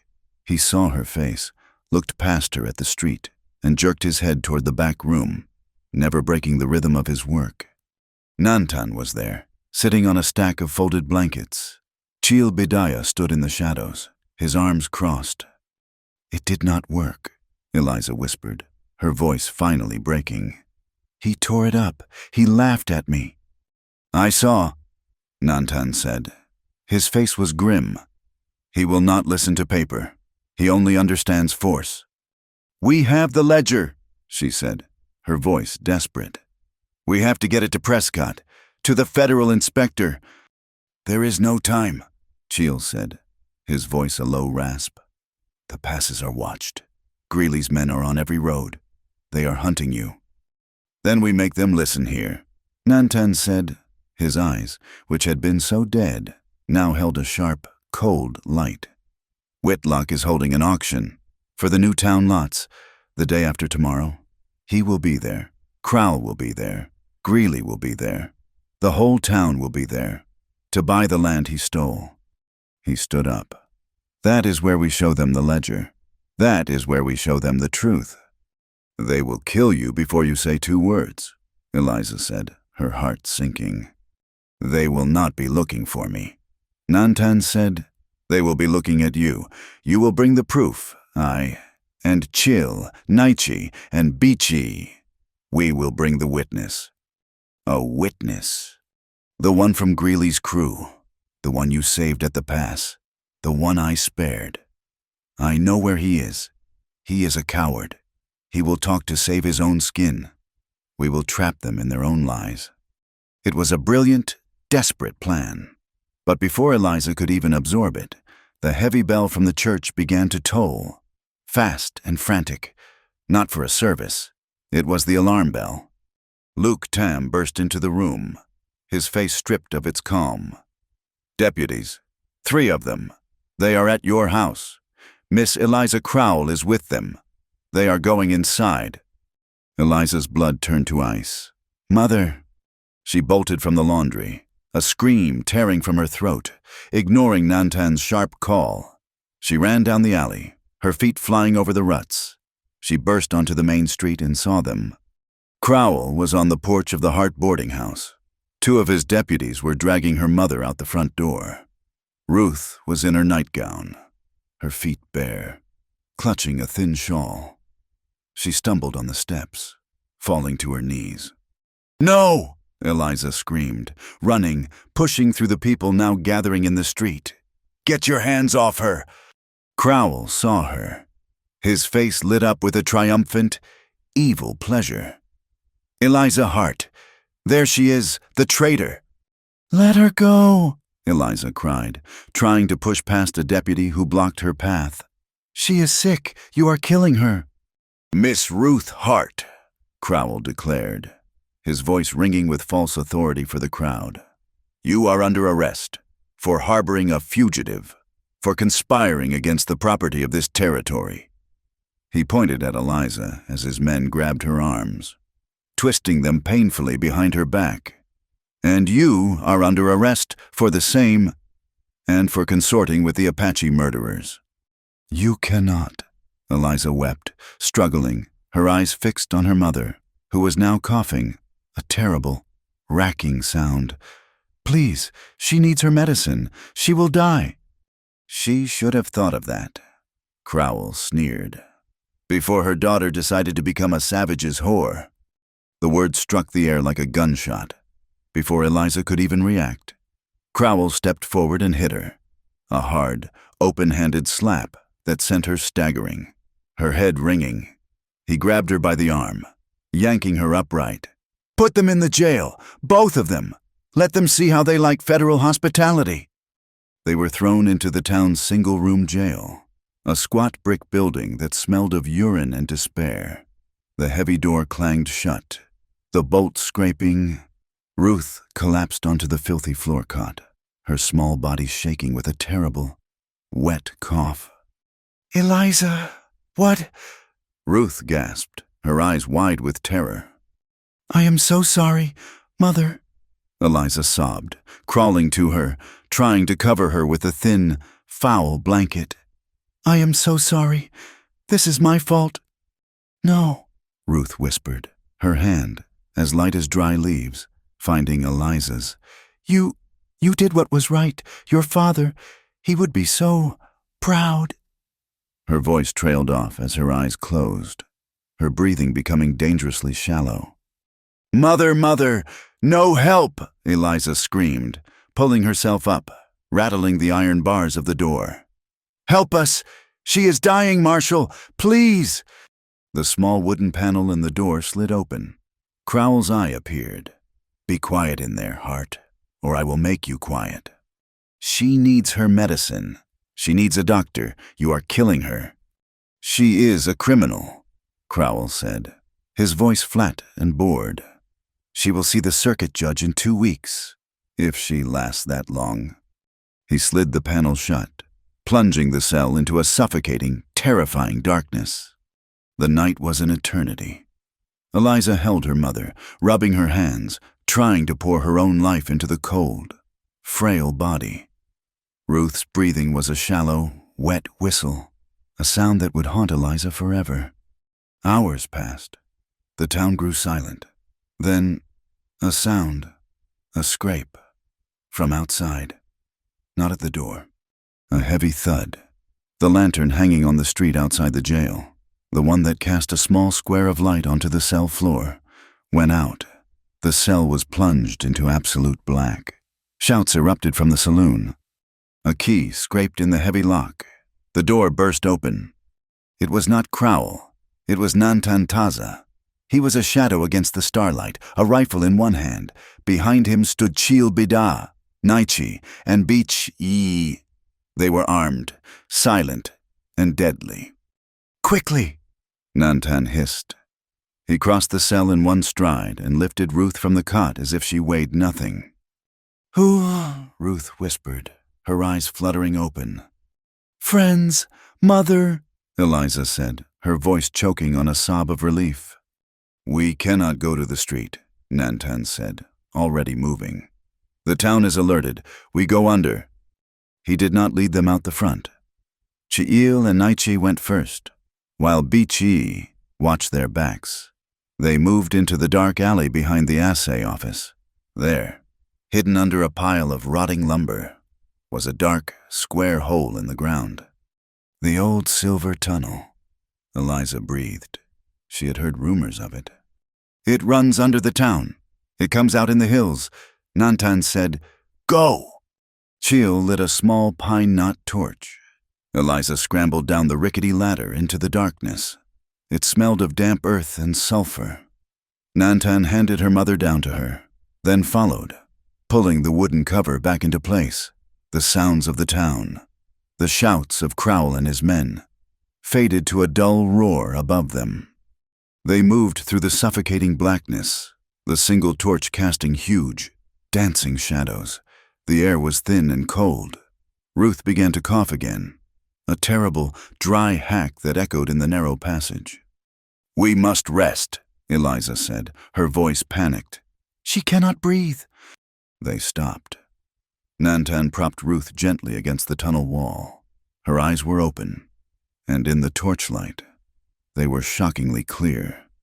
She was looking at Nantan, at the dark, strong face of the warrior who had just saved her. "You are Nantan Taza," she whispered. He nodded. "You saved us. Why we are white." "She is my friend," Nantan said simply, nodding at Eliza. "You are her mother. There is no why." Ruth looked at her daughter, at the dirt on her face, the fierce, unbroken strength in her eyes. The fear was gone from Ruth's face, replaced by a strange, sudden clarity. Her small, respectable world had been turned inside out. "Eliza," Ruth said, her voice stronger. She fumbled at her left hand, at the thin gold band, her wedding ring. It was loose on her skeletal finger. She pulled it off. "Mother, no," Eliza wept, shaking her head. "Take it," Ruth commanded. She pressed the ring into Eliza's palm and closed her daughter's fingers around it. "This is for your life, not for mine. If I do not make it, you use this, you live. You understand me, you live. Do not let them break you. This is your survival." She looked up at Nantan. My family, we owe you a debt." "There is no debt," Nantan said. "Only truth. We must go." The tunnel exited into a dry wash a mile north of town, hidden by a thicket of mesquite. Luke Tam was there, waiting with 2 mules. "You must go," Luke Tam said, his face tight with worry. "They are searching every house. They are mad. They say the Apache have attacked the jail." "We are not going," Eliza said. She still had the ledger, tucked deep in her dress. "Luke Tam, you are the only one. The telegraph. Does it work?" "The wire was cut," he said. "Greeley's men. I am sure of it. To stop the railroad from knowing." "Can you fix it?" Eliza asked, her voice urgent. Luke Tam's eyes widened. "It is very dangerous. They watch the office." "Please," Eliza begged, holding out the ledger. "This is the proof. Whitlock is a criminal. We have to tell the federal inspector. He is in Prescott. Pastor Hale said so." Luke Tam looked at the book. He thought of the insults, the low pay, the way Crowell's men kicked his laundry bundles. He nodded once. "The main wire is cut, but the line to Prescott, it has a bypass relay. I built it for emergencies." "Go," Nantan said to him. "Send the message. We will draw their fire." "Where?" Luke Tam asked. "The auction. Tomorrow," Eliza said, her voice hard as steel. "We will be there." Luke Tam nodded, took the ledger, and vanished into the darkness. Nantan helped Eliza get her mother onto one of the mules, then mounted the other. An hour later, in the dark, silent telegraph office in Dry Creek, Luke Tam patched his hidden relay. His fingers flew, tapping out the urgent, desperate code. To Federal Inspector Barrett. "Prescott. Stop. Have proof of conspiracy. Stop. Asa Whitlock paid Greeley to rob payroll. Stop. Murder. Stop. Illegal land seizure Spring Mesa. Stop. Lives in danger. Stop. Auction tomorrow. Stop." He finished and listened for the confirmation. It came. A faint click-clack from Prescott. Message received. Confirming. But there was another sound. A loud click from the main room. A lamp flared to life. Marshal Crowell was standing in the doorway, a pistol in his hand. In the back room, a secondary receiver, one Luke Tam had not known about, was silent. Crowell had been listening. "Well, well," Crowell sneered, his face a mask of fury. "The laundry boy plays with the telegraph." Luke Tam stared, frozen in terror. "So," Crowell said, a slow, ugly realization dawning. "That is their plan. They think a message to Prescott will save them." He leveled the pistol. "You should have stuck to ironing, boy." He did not fire. He crossed the room and brutally clubbed Luke Tam with the barrel of the gun, sending him crashing to the floor, unconscious. Crowell looked at the transcribed message. "Prescott. So, they expect help from the West Pass." He smiled. He ran out of the office, shouting into the night. "Greeley, get your men ride to the West Pass, all of you. The inspector from Prescott is coming. Do not let him reach this town and," he bellowed, "find that girl and the savage. Find them. The auction is tomorrow, and I want them found." The real storm was no longer in the sky. It was a storm of men and guns, and it was racing toward them from every direction. They did not stop running. The mile of the old silver tunnel gave way to the 2 miles of the dark arroyo. Nantantaza led them, his step silent and sure, half carrying Ruth on the mule, while Chil Bida and his 2 warriors, Naichi and Bichi, fanned out, ghosts in the darkness, their eyes and ears reading the night. Eliza walked beside the mule, one hand on her mother's leg, her other hand clutching the wedding ring Ruth had given her. The metal was cold and hard in her palm. The moon was gone, hidden by a new thick bank of clouds rolling in from the north. The air, which had been clean after the last storm, grew heavy and thick again, tasting of sulfur and wet iron. They were in the low hills, making for the hidden canyons that lined the edges of Spring Mesa. This was Nantan's land, the place he knew as well as Eliza knew the lines of her own Bible. "The air is heavy," Nantan said, stopping the small procession. He looked up, not at the comet, which was now obscured, but at the suffocating blackness. Another storm, a big one. As if his words had summoned it, the first gust of wind hit them, a cold, physical blow that made the mule stagger. It was not a breeze, it was the fist of the sky. A low rumble of thunder, so deep it vibrated in Eliza's chest, rolled across the desert. "We cannot be on the flats." Chil Bida called, his voice sharp over the rising shriek of the wind. "The lightning will find us." "This way," Nantan commanded. He turned the mule, forcing the animal into a narrow wash, pushing through a stand of skeletal mesquite. "There is shelter, a rock shelf. We must get your mother out of the wind." The first drops of rain, as cold and hard as pebbles, began to fall. Within a minute, it was not rain, but a driving sheet of water that soaked them instantly, turning the ground to a thick, cold mud. Lightning split the sky, a brilliant, terrifying crackle that illuminated the landscape in a flash of white and purple. Ruth moaned, a thin, weak sound. "Here!" Nantan shouted. It was a shallow cave, a deep overhang of granite on the side of a hill, partially hidden by a thicket of mesquite grass. It was not deep, but it was dry. Chil and Naichi helped Eliza lift her mother from the mule, carrying her into the deepest part of the shelter, where the rock was warm. Beach-E secured the mules. They were all huddled inside, a small, desperate band of fugitives. Chil, with a skill that seemed like magic to Eliza, used a fire drill and some dry tinder from his pouch to spark a tiny, smokeless fire deep in the cave. He fed it small, dry sticks, and the small flame provided a weak, flickering light.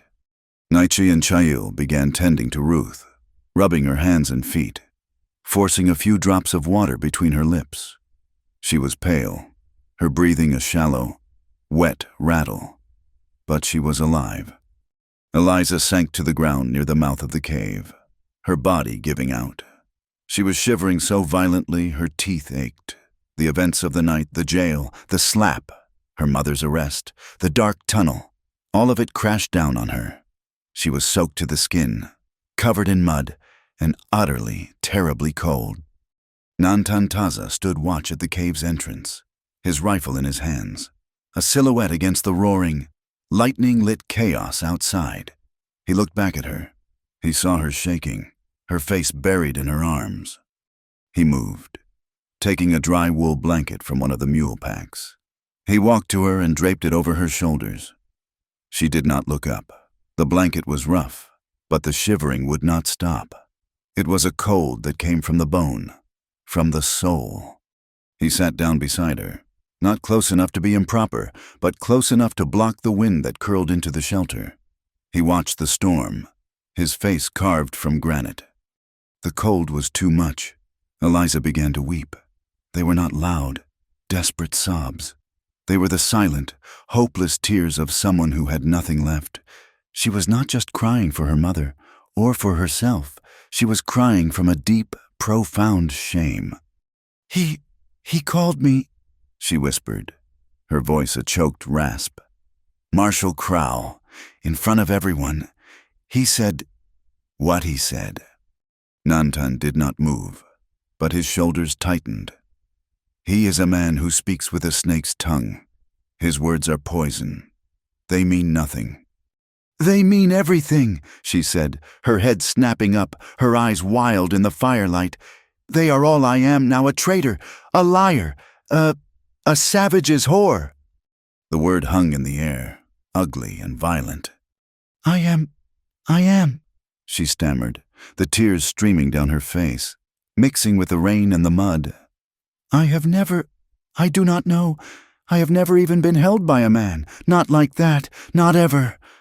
It was a confession, torn from the deepest part of her. It was not modesty. It was the shame of her own innocence, the very thing he had named and twisted into something filthy. It was the terrible realization that her principles, her modesty, her entire life of being good, had been erased by a single, dirty word from a man in power. She looked at him, her gaze raw and desperate. "Why me? Why are you doing this? You are a warrior. You should have left me. You should have saved yourself. They would have killed you in that jail. You came back. You came back for me, and for my mother. Who is afraid of you?" Her voice broke. "Why? Why did you choose me? I am nothing. I am ruined." Nantan Taza was silent for a long time. The only sound was the roar of the storm and the crackle of the small fire. He turned his body, finally, and looked directly at her. His gaze was not hot. It was clear, deep, and impossibly steady. I do not see what that man sees, he said, his voice low and even, cutting through the storm. When I look at you, I do not see a white woman. I do not see a whore. I see Eliza. I see a woman who found a wounded man, an enemy, and did not leave him to die. He leaned a little closer. I see a woman who hates lies, but who lied to the marshal, a man with a gun, to protect that wounded man. I see a woman who rode into a storm to find the proof of that lie, who held a brass casing in her hand and understood the truth. I saw you walk into the saloon, into the den of snakes, and face them all for a man who tore up your hope. He reached out, his hand stopping just short of her face. He calls you impure. He says you are ruined. He shook his head, a small, slow movement. He is wrong. You are pure as the prairie after the rain. You are true. You are like the land. The land does not wear a mask. It is what it is. You see the thing that is right, and you do the thing that is right. That is all. That is more than any man in that town. Eliza stared at him. Her tears stopped. Her breath caught in her throat. This is not the night for these words, he continued, his voice softer, but no less firm.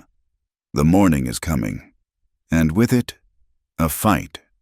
We may not see the sunset, but if we live, if Usin allows it, and if your God allows it, I will do this. He held her gaze. I will go to my elders. I will ask for the binding. I will ask them to let me braid your hair into mine. And he reached up and touched the small wooden cross at his own neck, the one she had given him. I will go to your mother, and in the custom of your people, I will ask for your hand. I will not take you. I will not own you. I will choose you. As you chose me, this is my choice forever. Eliza was breathless. He was not a savage. He was not a heathen. He was a man of deeper honor and principle than anyone she had ever known. He was offering her not passion, but a promise, a future, a life, if they could earn it. She was still shivering. The cold was a real and present danger. We must not freeze, he said, his voice practical again. He moved closer, his side pressing firmly against hers, and pulled the wool blanket around both of them, tucking it in, creating a small cocoon of shared warmth. His closeness was solid, respectful, and necessary. She could feel the heat radiating from his body, the steady, slow beat of his heart through his damp shirt. She looked up at his face, silhouetted against the mouth of the cave, the firelight catching the sharp line of his jaw and the intensity of his eyes. She did not know who moved first. It was not a decision. It was an answer. She leaned her head up, and he leaned his down. Their lips met. It was the shortest, most hesitant of kisses. It was cold lips on cold lips, chaste and trembling. It held no fire, no demand. It was a firefly in the middle of a thunderstorm. It was a promise sealed, a quiet amen to the vow he had just made. They pulled back. Eliza felt a warmth spread through her chest that had nothing to do with the fire or the blanket. Nantan reached to his own wrist. He untied the small, braided leather cord, the one she had seen him wear, the one he had made in the stable. This is from my people, he whispered. It is to guard the spirit, to keep you safe from lies and from evil. He took her hand, the one that was not clutching the ring, and gently, firmly, tied the braided cord around her wrist. It was a perfect fit. Eliza, in turn, reached up. Her fingers found the wooden cross hanging on the leather thong at his neck. She lifted it, her fingers brushing his skin. And this, she whispered, her voice shaking but clear, is from my people. It is for faith that we will see the morning. She settled the cross back against his chest, her hand lingering for just a second. Two cultures, two faiths, two symbols, braided together in the dark, bound by two people who had seen the truth in each other. Eliza let out a long, slow breath. The shivering had not stopped, but the cold did not matter anymore. She leaned her head against his shoulder, inside the circle of the blanket. "We must rest," he said, his arm a solid presence around her. "We have 2 hours before the dawn. Then we go to the auction. Then we tell the truth." Eliza Hart closed her eyes. She was not the schoolteacher. She was not the orphan. She was not the traitor. She was a warrior, just as he was, and she was ready for the morning.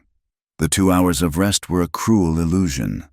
The storm, which had paused, returned with a focused, shrieking malice. It was in the deep black before dawn when Beach, posted as a lookout, slid back into the cave. He was a shadow, hissing a single word to Nantan. "Horses below us, coming fast!" The truce was over. Nantan Taza was on his feet instantly. He kicked the small fire, extinguishing it, plunging the cave into a terrifying, wind-whipped darkness. "Naichi, chill! Get her mother on the mule, now!" Eliza's heart stopped. She could hear them now. Over the howl of the wind, the jingle of harness, the splash of hooves in the new mud, and a rough shout. They had been found. "How?" she gasped, scrambling in the dark, finding her mother's hand. "They are hunters," Nantan said, his voice a low, cold vibration. He checked his rifle. "They followed the mules. Go, out the back." The cave had a high, narrow fissure, barely a crawl space. Chiel went first. Nantan lifted Ruth's frail body and pushed her through to his cousin. Eliza scrambled after. Naichi and Bichi came last, Nantan covering their retreat. They emerged onto a high, narrow ledge. The rain was a solid, horizontal force, and the wind tried to peel them from the rock. Below, in the wash, they saw the yellow slickers of 6 riders. Greeley. He was at their head, his face a pale oval in the gloom, looking up. A shot cracked, the sound swallowed by the thunder. A bullet sparked off the rock just feet from Eliza's head. "They cannot follow on horseback," Nantan yelled over the storm. "Go to the flats! Use the rain!" It was a desperate, terrible race. They were on foot, half dragging the mule that carried Ruth, while Nantan and his warriors provided a rear guard, staying high on the rocks. Greeley's men dismounted, fanning out, their rifles barking. They were running through a nightmare landscape of lashing rain, slick rock, and blinding flashes of lightning. Every flash exposed them, a tableau of desperate figures against the stone. Eliza's lungs were on fire, her legs leaden with mud, her only thought to keep her hand on the mule, to keep her mother moving. Nantan appeared at her side. He grabbed her arm. This way, the flat.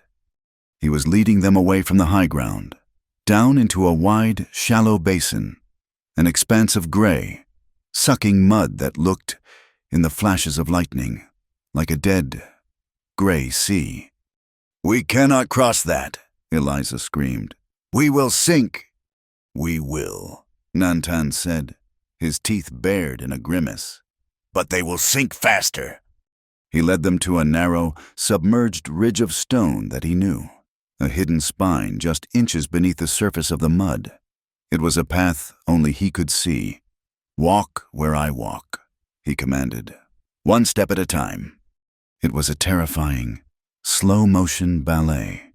Eliza led the mule, her feet probing for the hard rock, the sucking mud trying to claim her boots at every step. Rain lashed her face, half blinding her. Behind them, Greeley and his men burst onto the edge of the mudflat. They saw their quarry, exposed and slow. With a triumphant howl, they plunged in, taking the direct route. For 100 yards, they made progress. Then, the trap sprung. The man to Greeley's left went first. He was a big man, and he went down hard. He screamed, a high, thin sound of pure panic, as the gray, churning mud closed over his thighs. He dropped his rifle and began to flail, which only drove him deeper. "It is a sink," another man shouted, trying to backpedal. "It is quicksand." Greeley, further back, saw it. He was trying to turn to get back to solid ground, but two of his men were caught, their horses screaming. Eliza looked back. She saw the first man, the big one, sinking fast. He was up to his chest, his eyes white with terror, his hands clawing at the mud. He was not a man now.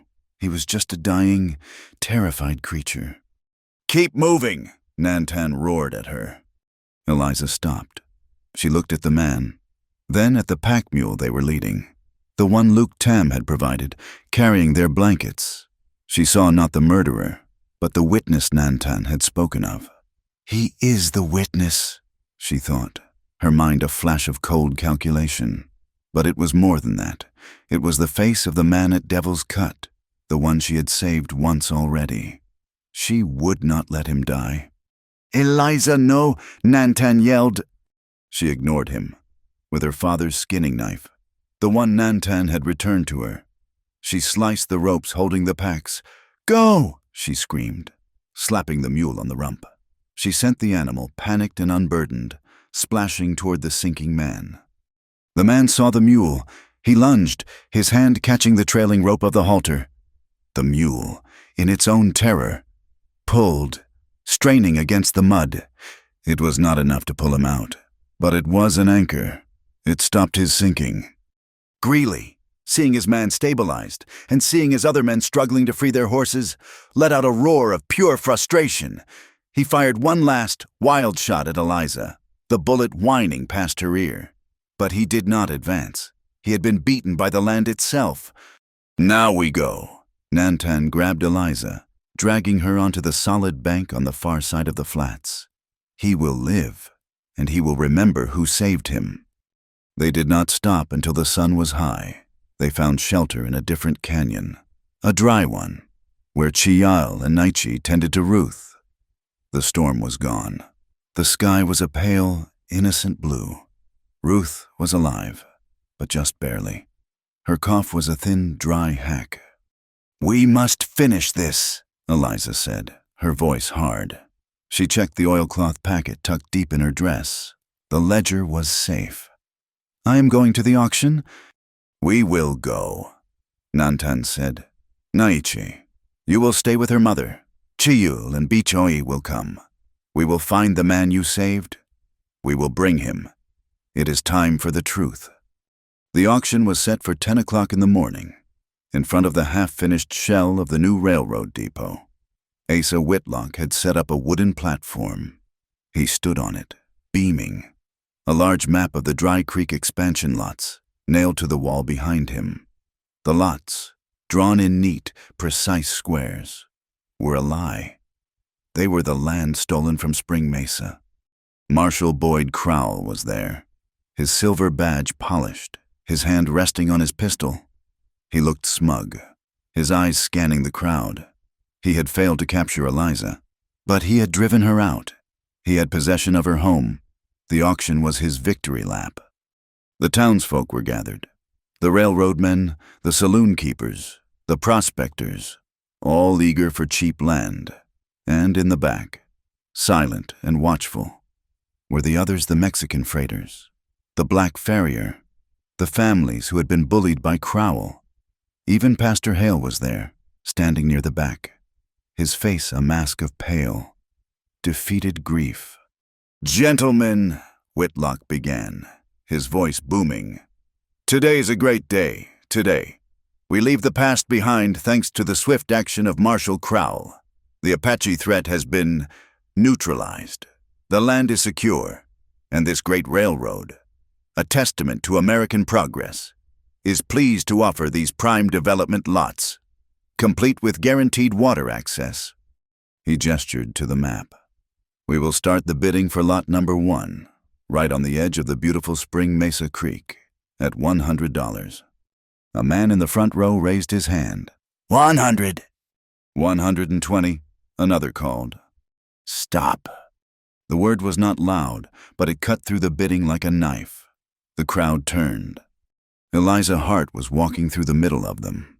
She was not the muddy, terrified creature from the storm. She had washed her face in a stream. Her hair was combed back, though still damp. Her dress was torn and stained, but she wore it like armor. She was pale, but her eyes were not afraid. They were burning with a cold, righteous fire. She stopped directly in front of the platform. Crowell stepped forward, his face turning purple with rage. You are under arrest. Get her. One question, Mr. Whitlock, Eliza said, her voice ringing out, ignoring the marshal. Before you sell that land, does the deed include the blood that is on it? Whitlock laughed, a false, nervous sound. Miss Hart, you are distraught, and you are a fugitive. Deputies, remove her. Two of Crowell's men moved to grab her. Do not touch me, Eliza said. I am a citizen of this territory, and I have evidence. She held up the small, oilcloth-wrapped ledger. I have your account book, Mr. Whitlock, the one from under your mattress. Whitlock's face went white. I have the entry, Eliza called out, her voice clear and strong. For $500, paid to Greeley & Company, the same day the stage was robbed. The line item reads, for recovery of assets and securing of Mesa access. The crowd went dead silent. She is lying, Whitlock sputtered, but his voice was thin. It is a forgery. She is a crazy woman. Am I? Eliza's gaze went to the back of the crowd. Then what about the bullet casing I found at Devil's Cut? The one stamped G&C, Greeley & Company. The ones who use buffalo guns. Not bows and arrows. Lies, Crowell roared, drawing his pistol. This is an insurrection. Then where is Mr. Greeley? Eliza shouted. Is he here? Perhaps he can explain the fake eagle feathers he ordered from the trading post in Tucson. Perhaps he can explain. She is the one who is lying. A new voice, a man's voice, rough and shaking, came from the edge of the crowd. No, Marshal, she ain't. The crowd parted. Nantantaza and Chiel-Bidaya stepped into the open. They were not armed for war. They were flanking a third man. He was huge, covered in gray, drying mud, and shaking from head to toe. It was the man from the quicksand, Greeley's man. What is this? Crowell said, his pistol wavering. He is right, the big man stammered, his eyes on Eliza, full of a strange, terrified gratitude. I was there. It was us, Mr. Greeley. He had us wear the feathers. He told us to make it look savage, he said. You shut your mouth, Jake, a voice roared. Greeley himself pushed through the crowd, his face a mask of fury, his hand on his own pistol. We shot Frank, the man. Jake cried out, the confession bursting from him. Greeley shot him, said he was a liability. We staged the whole thing. It was for the payroll. And for the spring, it was all Mr. Whitlock's plan. The crowd gasped. A single, unified sound. They turned, their faces no longer hopeful, but hard, angry, and betrayed. They looked at Whitlock. This is an Apache trick, Whitlock shrieked.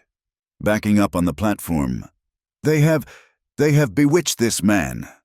I think not, Mr. Whitlock. A new voice, cold and full of authority, cut through the noise. A man in a dark suit, his face grim, was walking through the crowd. He was flanked by two men in dusty blue cavalry uniforms. Federal Inspector Barrett, the man said, his voice quiet but carrying. I received a most interesting telegraph last night, and I found the ambush your man Crowell set for me at the West Pass. It seems they were not expecting my cavalry escort. Barrett stepped up to the platform. He looked at the map, then at the red-painted stakes stacked nearby, ready to be given to the new owners. A federal infrastructure project, you said. Barrett said, Funny, the U.S. government has no record of these Dry Creek expansion lots.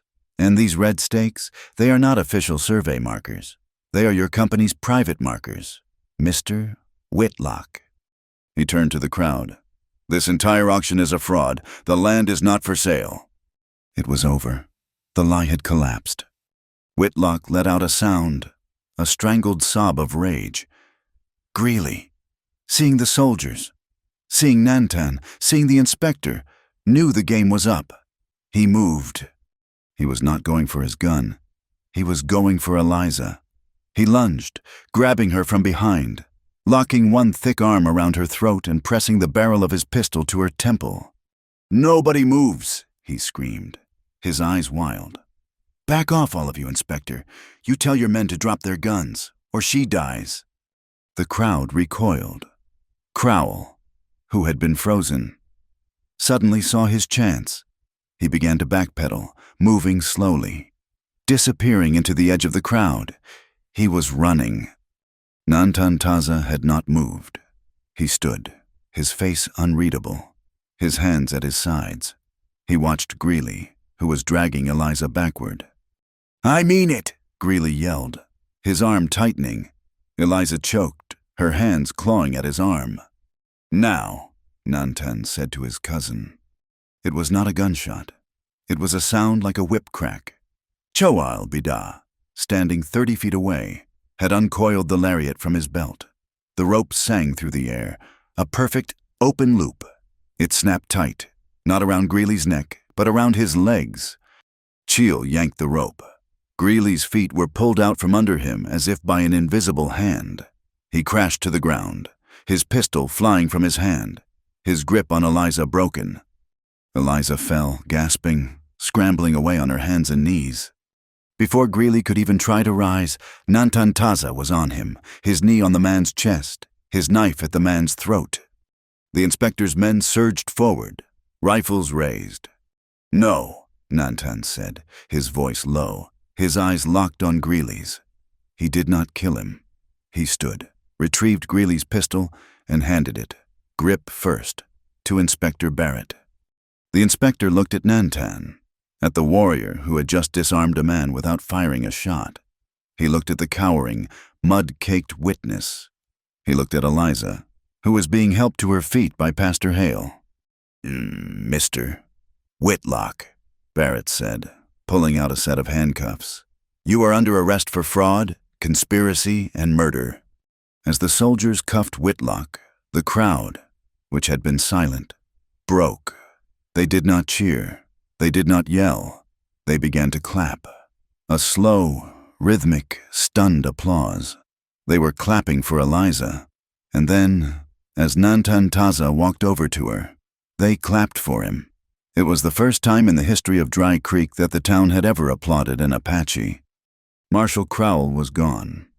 In the middle of the chaos, Eliza's eyes were not on Whitlock or the inspector. She was looking past them, to the edge of the crowd, where Naichi was holding her mother on the mule. Ruth was slumping forward. Her eyes were closed. "Mother!" Eliza cried, her victory forgotten. She ran, pushing through the stunned onlookers. She reached the mule just as her mother slid from the saddle. Eliza caught her, sinking to her knees in the dust, cradling the small, frail body in her arms. "Mother, mother, please wake up. It is over. We won. We are safe." Ruth Hart's eyes fluttered open. She saw her daughter's face. She coughed, a small, weak sound. "Eliza, my girl." Nantan Taza had followed her. He stood a few feet away, his face a mask of quiet respect, his hands clasped behind his back.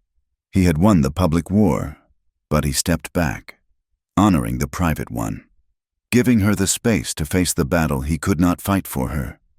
The applause in the town square died, replaced by a collective, horrified gasp. Eliza Hart knelt in the dust, her victory in ashes, cradling her mother's limp form. The triumph of the ledger, the unmasking of Whitlock, all of it evaporated.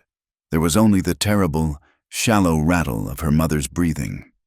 "Move aside," a new voice commanded. Inspector Barrett shouldered his way through the crowd, his face no longer the cold mask of law, but the concerned face of a man. "Soldiers, help this woman. Gently, carry her to her home. Now."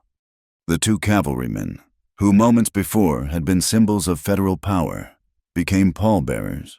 They lifted Ruth Hart with a tenderness that surprised Eliza, placing her on a makeshift stretcher of their coats. The crowd parted, their faces a mixture of shame, confusion, and a dawning, terrible guilt. They had been part of the lie. They had jeered this woman's daughter. Nantantaza walked beside Eliza as she followed the soldiers, his presence a silent, solid wall against the stairs. Chil Beda and Naichi flanked them, their expressions hard, daring anyone to speak. Pastor Hale hurried alongside, wringing his hands, murmuring prayers that sounded, for the first time, like apologies. They reached the Hart boarding house, the home Eliza had been thrown out of. The boarders who had snickered at her were gone, vanished with Whitlock's money. The house was quiet, smelling of dust and stale fear. The soldiers laid Ruth on her own cot, in her own room. "She needs a doctor," the inspector said, his hat in his hands. "There is no doctor," Eliza said, her voice flat. "Dead. Not for us." She knew what she needed. The medicine was gone, the bottle empty. Her mother had survived the jail, the run, the storm, but the sickness was opportunistic. It was claiming its victory in the midst of theirs. "I will leave a guard," Barrett said, motioning to one of his men. "No one will bother you. My apologies, Miss Hart, for what this town has done." He turned, his duty calling him back. "I have a fugitive marshal to find." He left. Eliza was alone with her mother, her Apache allies standing guard in the main room. Ruth's eyes were closed, her face a pale, waxy gray. Eliza looked at her own hand. The gold wedding band. "This is your survival." She ran from the house, clutching the ring. She ran to the general store. The owner, a man who had watched her be arrested, was behind the counter, pretending to stack cans. "I need medicine," Eliza said, her voice shaking. "Laudanum, quinine, I have this." She put the ring on the counter. It was her last connection to her father, the last vestige of her old life. The store owner looked at the ring, then at her face. He could not meet her eyes. It is worth $10, he mumbled, ashamed. "The medicine is for," she said. "I will give you $20 for it," he said, his voice low. For the trouble. We did not know." "I do not want your money," Eliza said, her voice cold. "I want the medicine, and I want the $6 in change. For food." She walked out with the bottles and $6, leaving the ring behind. She ran back, her feet light. She forced the drops of laudanum mixed with water past her mother's lips. She sat, holding her hand, waiting. While she waited, Inspector Barrett was securing his prisoners. Whitlock and Greeley were in the jail, in the same cell Eliza had occupied, but Crowell was gone. He vanished. A deputy, one of Crowell's own men, now terrified, told Barrett, "Just evaporated when the fightin' started." Nantantaza stepped forward. "He is not a man who runs far," he said to the inspector. "He is a snake. When its head is cut off, the tail still thrashes. He has lost his power. He will try to destroy the thing he cannot have." "The spring," Barrett said, the realization dawning. "I will find him." Nantan said, "He, Chal," and Beach E did not wait for an answer. They did not move like men. They moved like shadows, leaving the town, loping toward the railroad yard. They knew Crowell would need supplies. They found the tracks near the loading depot. 4 men, the last of Greeley's hired guns. Men who were not yet captured and were loyal only to the man who last paid them. Crowell was with them. They were loading heavy, sloshing barrels onto a freight wagon. The air was thick with the stench of crude oil and tar, the kind the railroad used for sealing ties. Nantan got close, a ghost in the shadows. He heard Crowell's voice, no longer smooth and confident, but a high, cracking shriek of pure malice. He thinks he won. He thinks he can give my town to a savage and his whore, Crowell hissed, kicking a barrel. They want the spring, they can have it. They can drink the black heart of it. We are going to burn it. We are going to burn the water. If I cannot have it, no one will. Nantantaza understood. This was the final, desperate act of a broken man. He sent Beach Yoi back, a silent command. Warn her. Gather the others. He and Cheel would shadow the wagon. Beachy appeared in the doorway of the Hart boarding house like a spirit. Eliza looked up, her heart leaping. Her mother was, finally, sleeping. The laudanum had eased her pain, her breathing deeper. He is going to the spring, Beachy said. His English guttural, Crowell. He brings fire. Eliza was torn. She looked at her sleeping mother, this small, frail woman she had fought for. Go! A weak voice whispered from the cot. Ruth's eyes were open. They were lucid. The medicine had worked. The fever was breaking. Go, child. Finish this. I am safe. Your friends are here. Eliza looked at her mother, who had once been so afraid, now giving her a warrior's blessing. She stood. She was not just a daughter, or a teacher. She was the guardian of the spring. She met Beachya in the street. Pastor Hale was there, his face pale but resolute. The inspector is out with his men, searching the wrong canyon. The pastor said, "It is just us." Not just us. Two figures stepped from the alley. Ana and Pilar. They held rifles. We heard the inspector had arrived, Ana said, her voice hard. We did not go to Sonora. We came back to see justice. And from the telegraph office, Luke Tam appeared, his head wrapped in a bloody bandage. He hit me, Luke Tam said, his voice shaking with a cold fury. But not hard enough. I will see him pay. A few of the townsmen, the farrier and two ranchers, stepped forward, their faces grim. It is our water, too, miss, the farrier said, holding a shotgun. We were fools, not anymore. This was their posse, the outcasts, the others, the new heart of Dry Creek, led by an Apache warrior. They moved out under the cover of night, a small, grim alliance bound by a single truth. They reached Spring Mesa just as the false dawn painted the sky in shades of gray. Crowell and his men were already there. They had done their work, the head of the spring. The sacred pool where the water bubbled from the earth was a black, iridescent nightmare.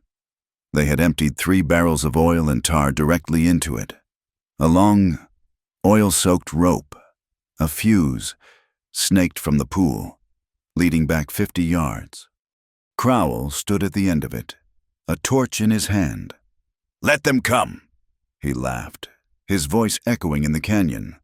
Let them see what progress looks like.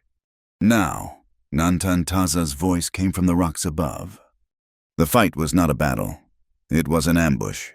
Chill and Beach, firing from the high rocks, took down 2 of Greeley's men before they even knew they were under attack. The farrier and the ranchers opened up from the flank. Naichi, seeing a man with a torch run to light the fuse as a backup, charged. He took a bullet in the shoulder, a heavy slug that spun him around, but he tackled the man, his knife ending the threat. He collapsed, clutching his arm, but the fuse was safe. Crowell, seeing his plan unravel, seeing his men fall, let out a scream of animal rage. He dropped the torch and fumbled for a match. Running to the fuse line himself, he would light it, even if it was the last thing he did. Eliza saw him. She was not a fighter. She had no gun, but she saw the heavy, water-soaked mule blanket that Anna had dropped, while Nantan and Chayil pinned down the last 2 men. Eliza ran, her heart pounding. Crowell was at the edge of the high cliff, the fuse at his feet. He struck a match. At the same moment, Nantantaza, having finished his own fight, slammed into him. The 2 men, the corrupt law and the true warrior, crashed to the ground.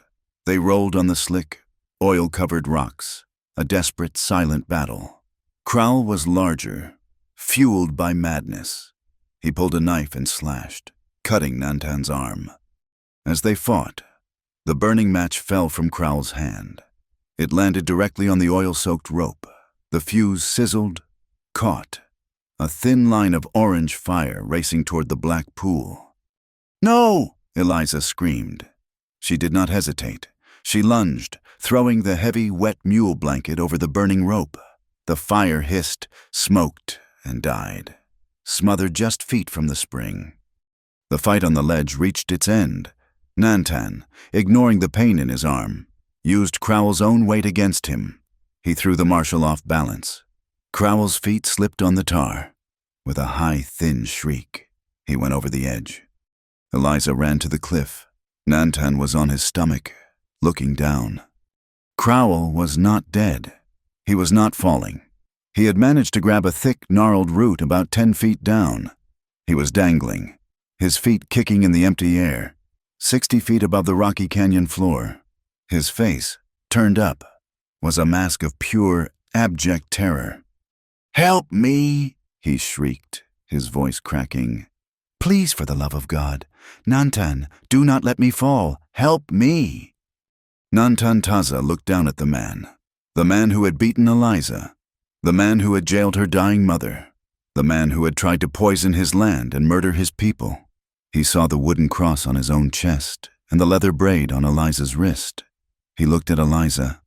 She was watching him, her face pale, her eyes trusting him. He had won. He could let go. It would be justice. Nantan Tapaza lay flat on the slick rock, the black oil staining his shirt. He reached his good arm down.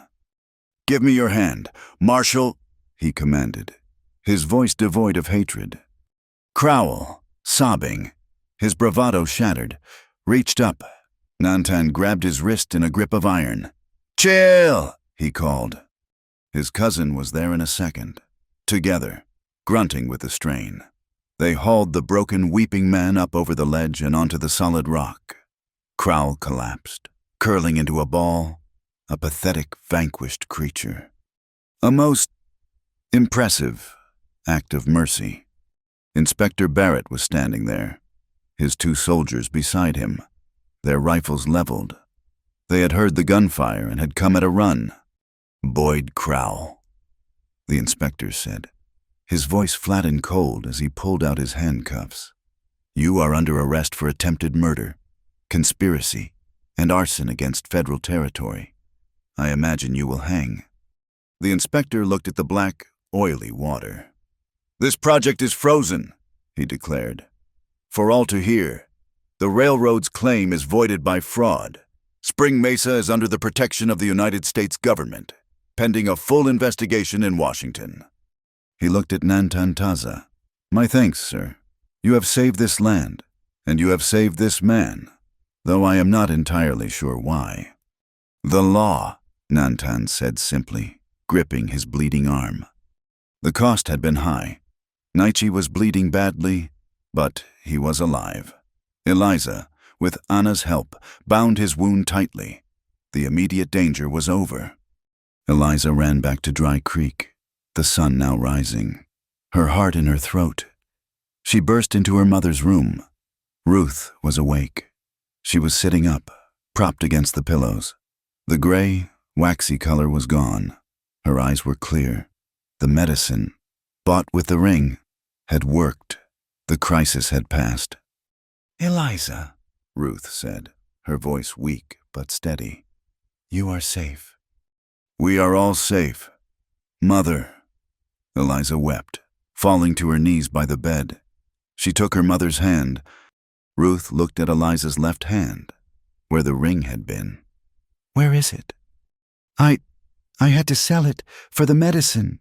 I am so sorry, Father." "No," Ruth said, her voice firm. She reached under her pillow. The store owner, his conscience getting the better of him, had brought the ring back to Pastor Hale, who had returned it to Ruth while Eliza was gone. Ruth pressed the gold band back into Eliza's palm. "This ring," she said, her voice full of a new, fierce love, "is for a wedding. It is not for medicine. You take it back. You keep it. For when your heart decides it is time." Eliza looked at the ring, then at her mother, and finally, she let the tears of relief come. The next day was Sunday. Pastor Hale stood at his pulpit. He did not read from the Bible. He told the town what had happened. He spoke of his own fear, his own cowardice. He spoke of Eliza's courage and Nantantaza's honor. He spoke of the black oil in the water, a sin that belonged to all of them, and he called for a day of penance. On Monday, they came, the ranchers, the farrier, the ashamed deputies, Ana and Pilar, Luke Tam. They came with buckets and soap and rags. They walked to Spring Mesa. Chilbida was there, waiting. He and the other Apaches showed them which roots to dig, which herbs to crush that would cut the oil without poisoning the water. All day, the people of Dry Creek and the Ende worked side by side. They did not speak much. They worked, scrubbing the rocks, skimming the water, their hands touching, their sweat mixing. It was a long, slow, communal act of atonement. That evening, the water ran clean. It was still bruised, but the poison was gone. Eliza and Nantantaza stood on the high ledge, watching the water bubble and flow. The sky was clear, the air cool. High in the west, the comet was a faint, silver smudge, its long, terrible journey almost over. They stood in silence, not touching. They had faced a war together. They had saved a town, and now, in the quiet, they just watched the stars, the promise of the storm still hanging between them, unspoken, but as solid as the earth beneath their feet. The high desert sun beat down on the procession, but for the first time in months, it did not feel like an enemy. It felt like a cleansing light. Inspector Barrett led the small column out of Dry Creek, his 2 cavalrymen riding flank. Between them, shackled and bound on a prison wagon, were Asa Whitlock, Boyd Crowell, and Greeley. Their hands were tied, their heads were bowed. The entire town, or what was left of it, watched them go. They were being taken to Prescott to face the circuit judge. The weight of the evidence was undeniable. There was Whitlock's own ledger, a damning account of his own greed. There was the sworn testimony of Jake, the man from the quicksand, who, in exchange for a lighter sentence, had described in detail how Greeley had murdered the guard and planted the false Apache arrows. There was the physical proof of the tampered survey stakes, and there was the final, brutal testimony of Inspector Barrett himself, who detailed a conspiracy of fraud, murder, and an armed ambush on a federal official. The trial would be a formality, the hanging, a certainty. A week later, Inspector Barrett returned. He did not go to the saloon, which was now a silent, boarded-up building, its bat-wing doors nailed shut. He went to the Hart boarding house. Eliza met him on the porch. Her mother was inside, propped up in a chair, her strength returning day by day. The house was no longer a place of coughing boarders, but a quiet sanctuary. "Miss Hart," Barrett said, removing his hat. He was a man changed by what he had seen. The coldness of the law had been tempered by the heat of the high desert truth. "I have sent my report to Washington." "And?" Eliza asked, her hands clasped in front of her. She was wearing a clean dress, one Ana and Pilar had helped her mend. "And?" he said, a small, wry smile touching his lips. "It was perhaps the most unusual report of my career." He looked past her, toward the green line of the distant mesa. "I have informed the Department of the Interior that the railroad's claim is fraudulent and void. I have also informed them that the man who exposed this fraud, and who saved the land from an act of domestic terrorism, was a warrior of the Ende the Apache, too." He looked back at her. "I have made a formal recommendation that Spring Mesa and the surrounding lands be declared a protected territorial reserve, not a reservation. Miss Hart, a reserve, not to be sold, not to be developed." Eliza felt her heart beat, a slow, steady, hopeful rhythm. But more than that. Barrett continued. I have recommended a new form of management, one I am not certain they will understand back east. I have recommended a joint council of stewardship to be comprised of the town elders of Dry Creek and the elders of the local Apache families, to share the water, to protect it, together. It was a radical, impossible idea. It was the only one that made sense. Will they listen? Eliza asked softly. They will listen to me, Barrett said, his voice firm. But they will act because of this. He pulled a letter from his coat. The railroad is pulling out of this valley. The scandal is too great. They will be rerouting 30 miles to the south. Dry Creek, Miss Hart. It is on its own. It will have to learn to survive with its neighbors, or it will die. He put his hat on. I suspect, thanks to you, it will survive. The first act of that survival came 3 days later. A new town council had been hastily assembled. A group of the most stable men, the farrier, the chastened store owner, and, at the town's insistence, Pastor Hale. Their first official act was a public notice. It was not nailed to the saloon. It was read aloud by Pastor Hale from the steps of the church, the same place Eliza had been publicly threatened. The entire town was there. Luke Tam was in the front row, his head held high, his family beside him. Anna and Pilar were there, their arms crossed.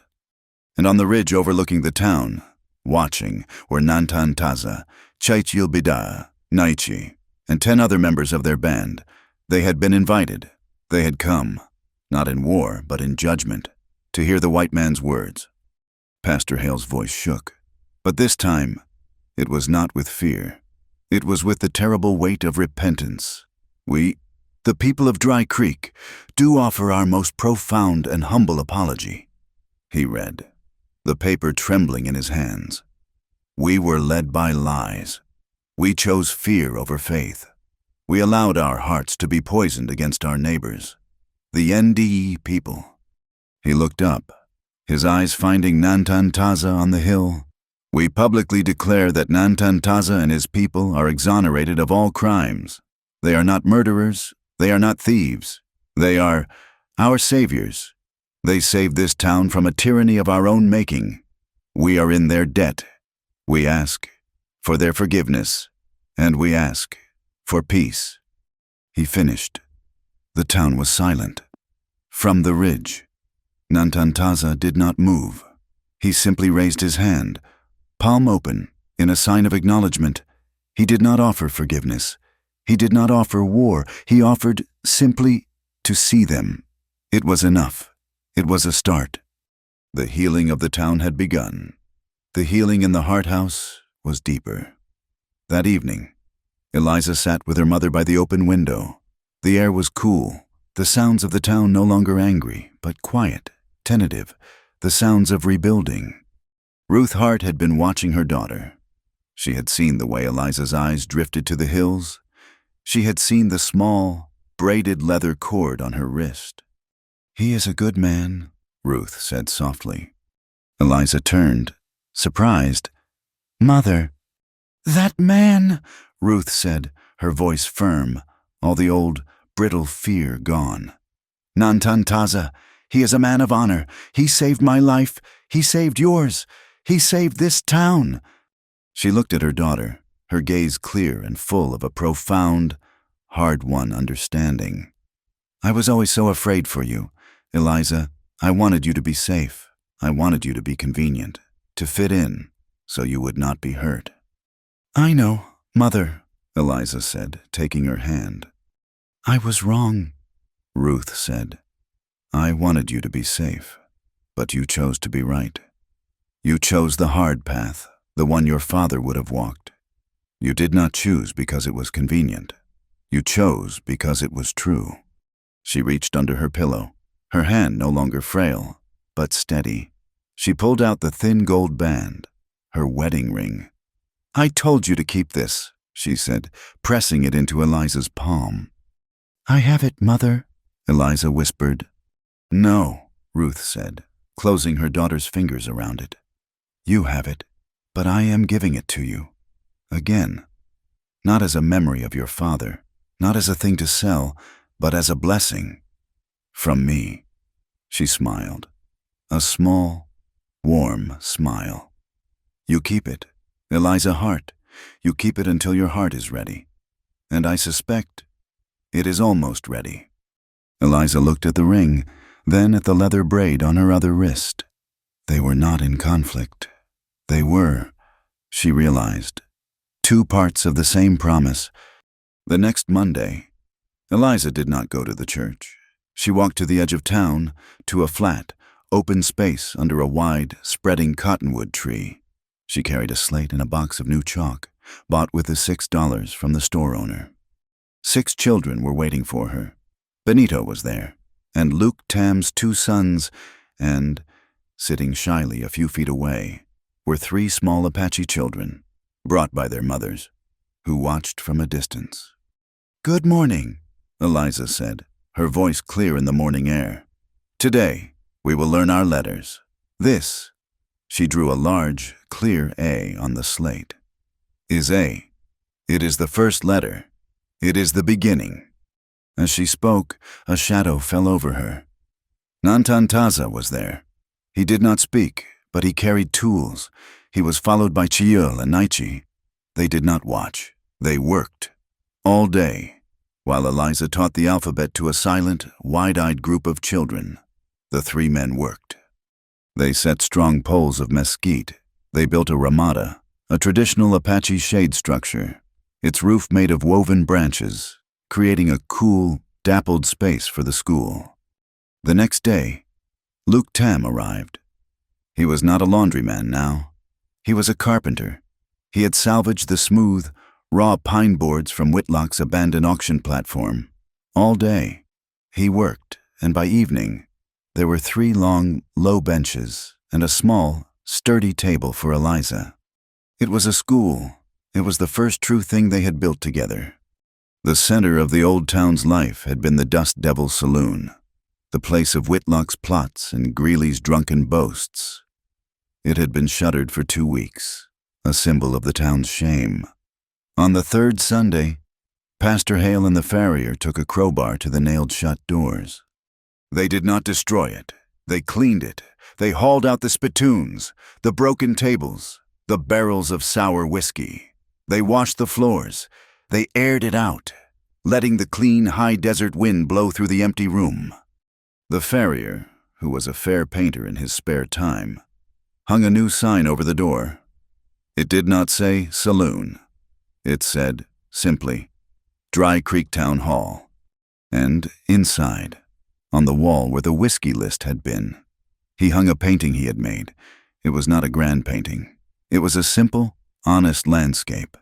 It was a painting of Spring Mesa, the water bubbling clear and clean, the cottonwoods green along its banks. It was a reminder of what they had almost lost, and what they had, together, saved. The town was healing, its acts of service a quiet form of prayer. Ana and Pilar, who had decided to stay, did not go back to their freighting. They took over the kitchen of the Hart boarding house, which Eliza no longer needed. With supplies donated by the store owner and the ranchers, they opened a soup kitchen. They fed the men Luke Tam had hired, the families left broke by Whitlock, the old prospectors. They fed everyone, their ladles a practical form of grace. The new community was being built, not on laws or on paper, but on shared work, shared apologies, and shared soup. Through all of this, Eliza and Nantan moved in their new, shared world. He was in town often, overseeing the delivery of a small portion of his people's corn to be ground at the town mill. She was at her school, her class size growing by the day. They were seldom alone, but they were always aware of each other. He would stop by the school, standing at the edge of the ramada, his arms crossed, just watching. He would not interrupt, but she would feel his presence, and her voice, when she spoke to the children, would grow stronger. One evening, as the sun was setting, turning the sky to a bruised purple and gold, he found her by the creek. She was washing the slates, cleaning the chalk dust from the day. He stood beside her, the silence comfortable, familiar. They had survived a storm, a hunt, and a war. This peace was new. "Your mother," he said, "she is stronger." "Yes," Eliza said, her hands still in the cool water. She blessed me." He nodded, understanding. "The elders," he said, "they have heard my words. They have heard what you did. They have seen you." "And?" she asked, her heart rising, her gaze not leaving the water. "My promise," he said, his voice low, "is a stone. It does not move, but they are old. They are slow. They ask us to wait, to honor the peace, to show that this new town is real." "I can wait," Eliza whispered. "I have waited my whole life for something real." He reached out, his hand hovering over hers. He did not touch her skin. He touched the leather braid on her wrist. He ran his thumb over the small, tight knots, a gesture of profound intimacy that was more powerful than any kiss. "The promise was made in the storm," he said. "It will be kept in the sun, but not yet. We will honor them. We will honor your mother." Eliza looked up at him, at his strong, quiet face in the twilight. The comet was gone. The sky was clear. They were not bound by a fire or a shared, desperate fear. They were bound by a choice, and they were choosing, every day, to wait, to build, and to honor the promise. The seasons turned, as they always do, ignoring the small, violent dramas of men. The thundering rains of the monsoon passed, and the land, scrubbed clean of tar and blood, breathed again. A thin, courageous fuzz of green appeared on the high prairie, a promise the earth was making to itself. The comet, the silver-white slash that had foretold so much change, faded from the night sky. It had done its work, and it moved on, leaving the permanent, familiar star road of the Milky Way, a path the Apache called the Way Home. Weeks melted into 2 months. The news from Prescott was final Whitlock, Crowell, and Greeley, weighed down by the testimony of a federal inspector and their own ledger, were found guilty. Their sentences were pronounced not in days or years, but by the length of a rope. The shadow of their greed was finally lifted. The town of Dry Creek, left to its own devices, was smaller. Some of the railroad men, the opportunists, had drifted away, following the new southern route of the Iron Horse.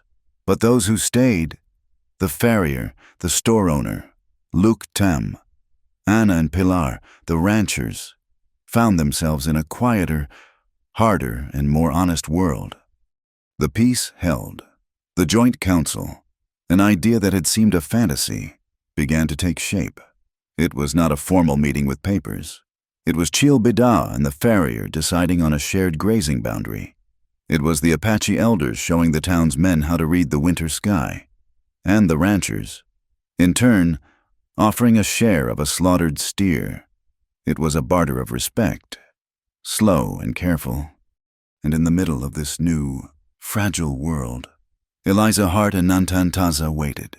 They had honored their families. Eliza had tended to her mother, who was now strong, her laugh returning, her time spent helping Anna and Pilar in the soup kitchen. Nantan had mended his own wounds and those of his family, Naichi's shoulder healing clean, his own people watching the town, their suspicion slowly giving way to a cautious curiosity. The waiting was over. The elders had spoken. Ruth Hart had given her blessing. The first ceremony was held at dawn. They stood on the high ledge of Spring Mesa, the same ledge where Nantan had pulled Crowell from the abyss. The water below was pure, catching the first pearlescent gray of the new day. It was not a crowd. It was a circle of witnesses. Ruth Hart stood tall, wrapped in a warm shawl. Beside Chil Bida, Anna, Pilar, Luke Tam, Pastor Hale, and Naichi stood with them. An Apache elder, his face a map of 100 winters, stood before the rising sun. Eliza wore a simple buckskin dress, a gift from Nantan's sister. Her hair, washed and brushed, hung loose. Nantan stood beside her. He wore no paint, no weapons. He was just a man, standing before the land and the sky. The elder sang, his voice low, a sound that seemed to rise from the stones themselves.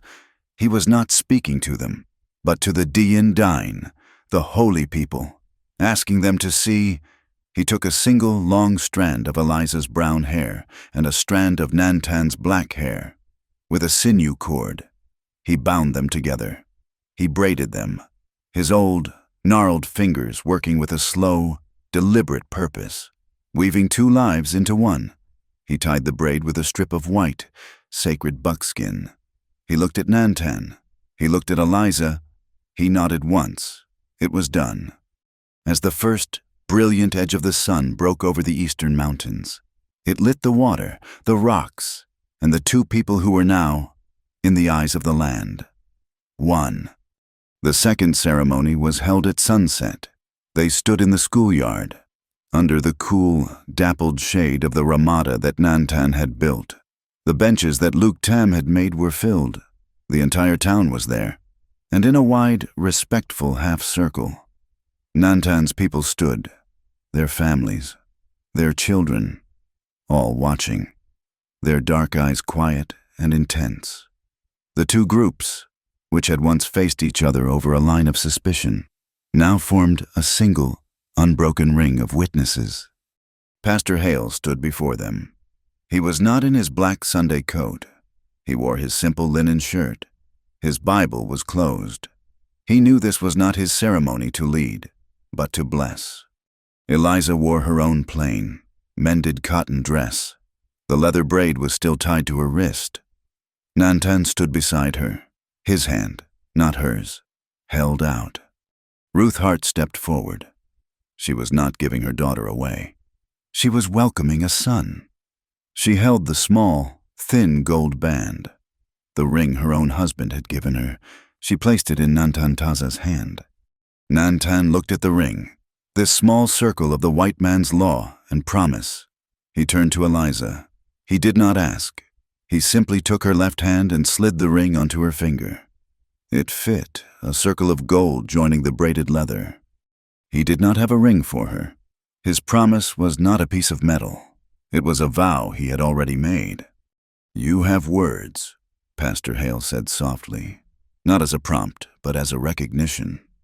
Nantan Taza looked out, not at the crowd, but at the land, at the dusty street, at the high prairie turning purple in the twilight. "We are taught," he said, his voice clear, carrying in the still air, "that you are what you keep. You keep your horse, you keep your rifle. But the strong man, the true man, he keeps his word." He turned his gaze to Eliza. "Freedom is not to do what you want. Freedom is to keep the promise you make, to the land and to each other." Eliza looked at her hand, at the ring, then at Nantan.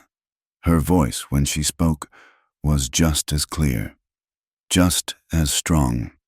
"I was taught," she said, "that justice was a law, written in a book, but I have learned it is not." She looked at Anna, at Luke Tam, at her mother, at Chil. "Justice is not a word. It is an action. Justice begins when a hand," she held up her own, "stops being a fist and becomes a hand, reaching out, taking a hand, building a roof, sharing a meal. Justice begins, not in a court, but here." She laid her other hand, the one with the braid, over his. Pastor Hale raised his own hands. "Then, in the eyes of God, and in the eyes of this, our town, and in the eyes of the holy people, you are one. Go in the peace you have earned." There was no cheering. It was too profound for that. There was, instead, a sound of indrawn breath, and then a slow, steady, warm applause from both sides of the circle, a sound of two hands coming together. The future they had spoken of was already taking root. The school under the ramada was loud. Eliza, her hair now braided in the Apache style, stood before a slate. On it, she had written cat, and below it, Mosi. "This," she said, pointing, "is the same. 2 words, 1 animal." Benito and Nantan's young nephew, sitting side by side on Luke Tam's bench, dutifully, loudly, repeated both words, their accents a joyous, hopeful tangle. The shared garden, tilled in the rich soil near the creek, was green. The town had built the ditch, a long, careful channel that brought the water, but the Apache had shown them how to plant the corn, the beans, and the squash, the 3 sisters, in the way that fed the earth as it fed the people. The ditch was the artery of the new dry creek, and the water, shared by all, was its blood. The long promise was fulfilled 3 weeks later. A rider, not from the cavalry, but from the postal service, brought a letter. It was from Washington. Inspector Barrett, true to his word, had pushed his radical idea, and in the bureaucratic East, it had been approved. Spring Mesa was officially a protected, co-managed territorial reserve, the first of its kind. The railroad, the letter confirmed, was now 100 miles south, a problem for another town, another valley. That night, there was a quiet celebration. It was not at the town hall. It was at Eliza and Nantan's home, the house that had once been the Hart boarding house. The rooms were filled with the smell of Anna's cooking, with the sound of Ruth's laughter, with the low, quiet rumble of Chil Bida and the farrier, arguing over a game of checkers. In the middle of the noise, Ruth pulled Nantan Taza aside. She was holding a small, square object, wrapped in cloth. It was the only photograph they owned. The stern, kind, bearded face of Eliza's father, in its simple wooden frame. "This is for you," Ruth said, her voice clear. Nantan took it, confused. "This is your husband, Eliza's father." "He was," Ruth said, her hand resting on the frame. "He was the first root of this house. He was strong, and he believed in what was right." She looked at Nantan, her eyes full of a fierce, proud love. "And now, this house has 2 roots, so it will not blow away in the wind."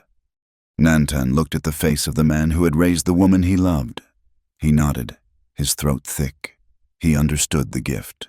He placed the frame on the mantel, where it belonged. Later, when the house was quiet, when the moon was high, they walked. They left the small, sleeping town and walked out onto the high prairie, the wind in their faces, the smell of sage and cold earth all around them. The sky was not black. It was a river of silver and diamond, the great, sprawling, beautiful road of the Milky Way, arching from one end of the world to the other. The comet was gone, a memory of fire and change. This was the permanent, the eternal. Eliza leaned her head against Nantan's shoulder, her hand, with its ring and its braid, tucked into his. They did not speak of the future. They were living it. It would not be easy. There would be drought. There would be winter. There would be bad crops, and sickness, and the old, stubborn fears that die hard in the hearts of men. There was no promise of paradise. There was only the promise of the sun, and the wind, and the hard, true ground beneath their feet, and the promise to face it, not alone, but together. They had chosen each other, forever. For that was the true meaning of the words he had spoken in the storm. Pure as the prairie had never been about her body. It had been about her soul. It was the clear, high, lonesome integrity that sees what is right and does not turn away, no matter the cost. It was the only thing that could lead a person or a people across the desert and bring them, finally, home. Thank you so much for listening to this story. I would love to know where you are listening from, so please leave a comment below and share your thoughts. It is a wonderful way for us all to connect. If you enjoyed this tale, please subscribe to my channel, Wild West Tales, like this video, And consider hitting the hype button to help this story reach more listeners.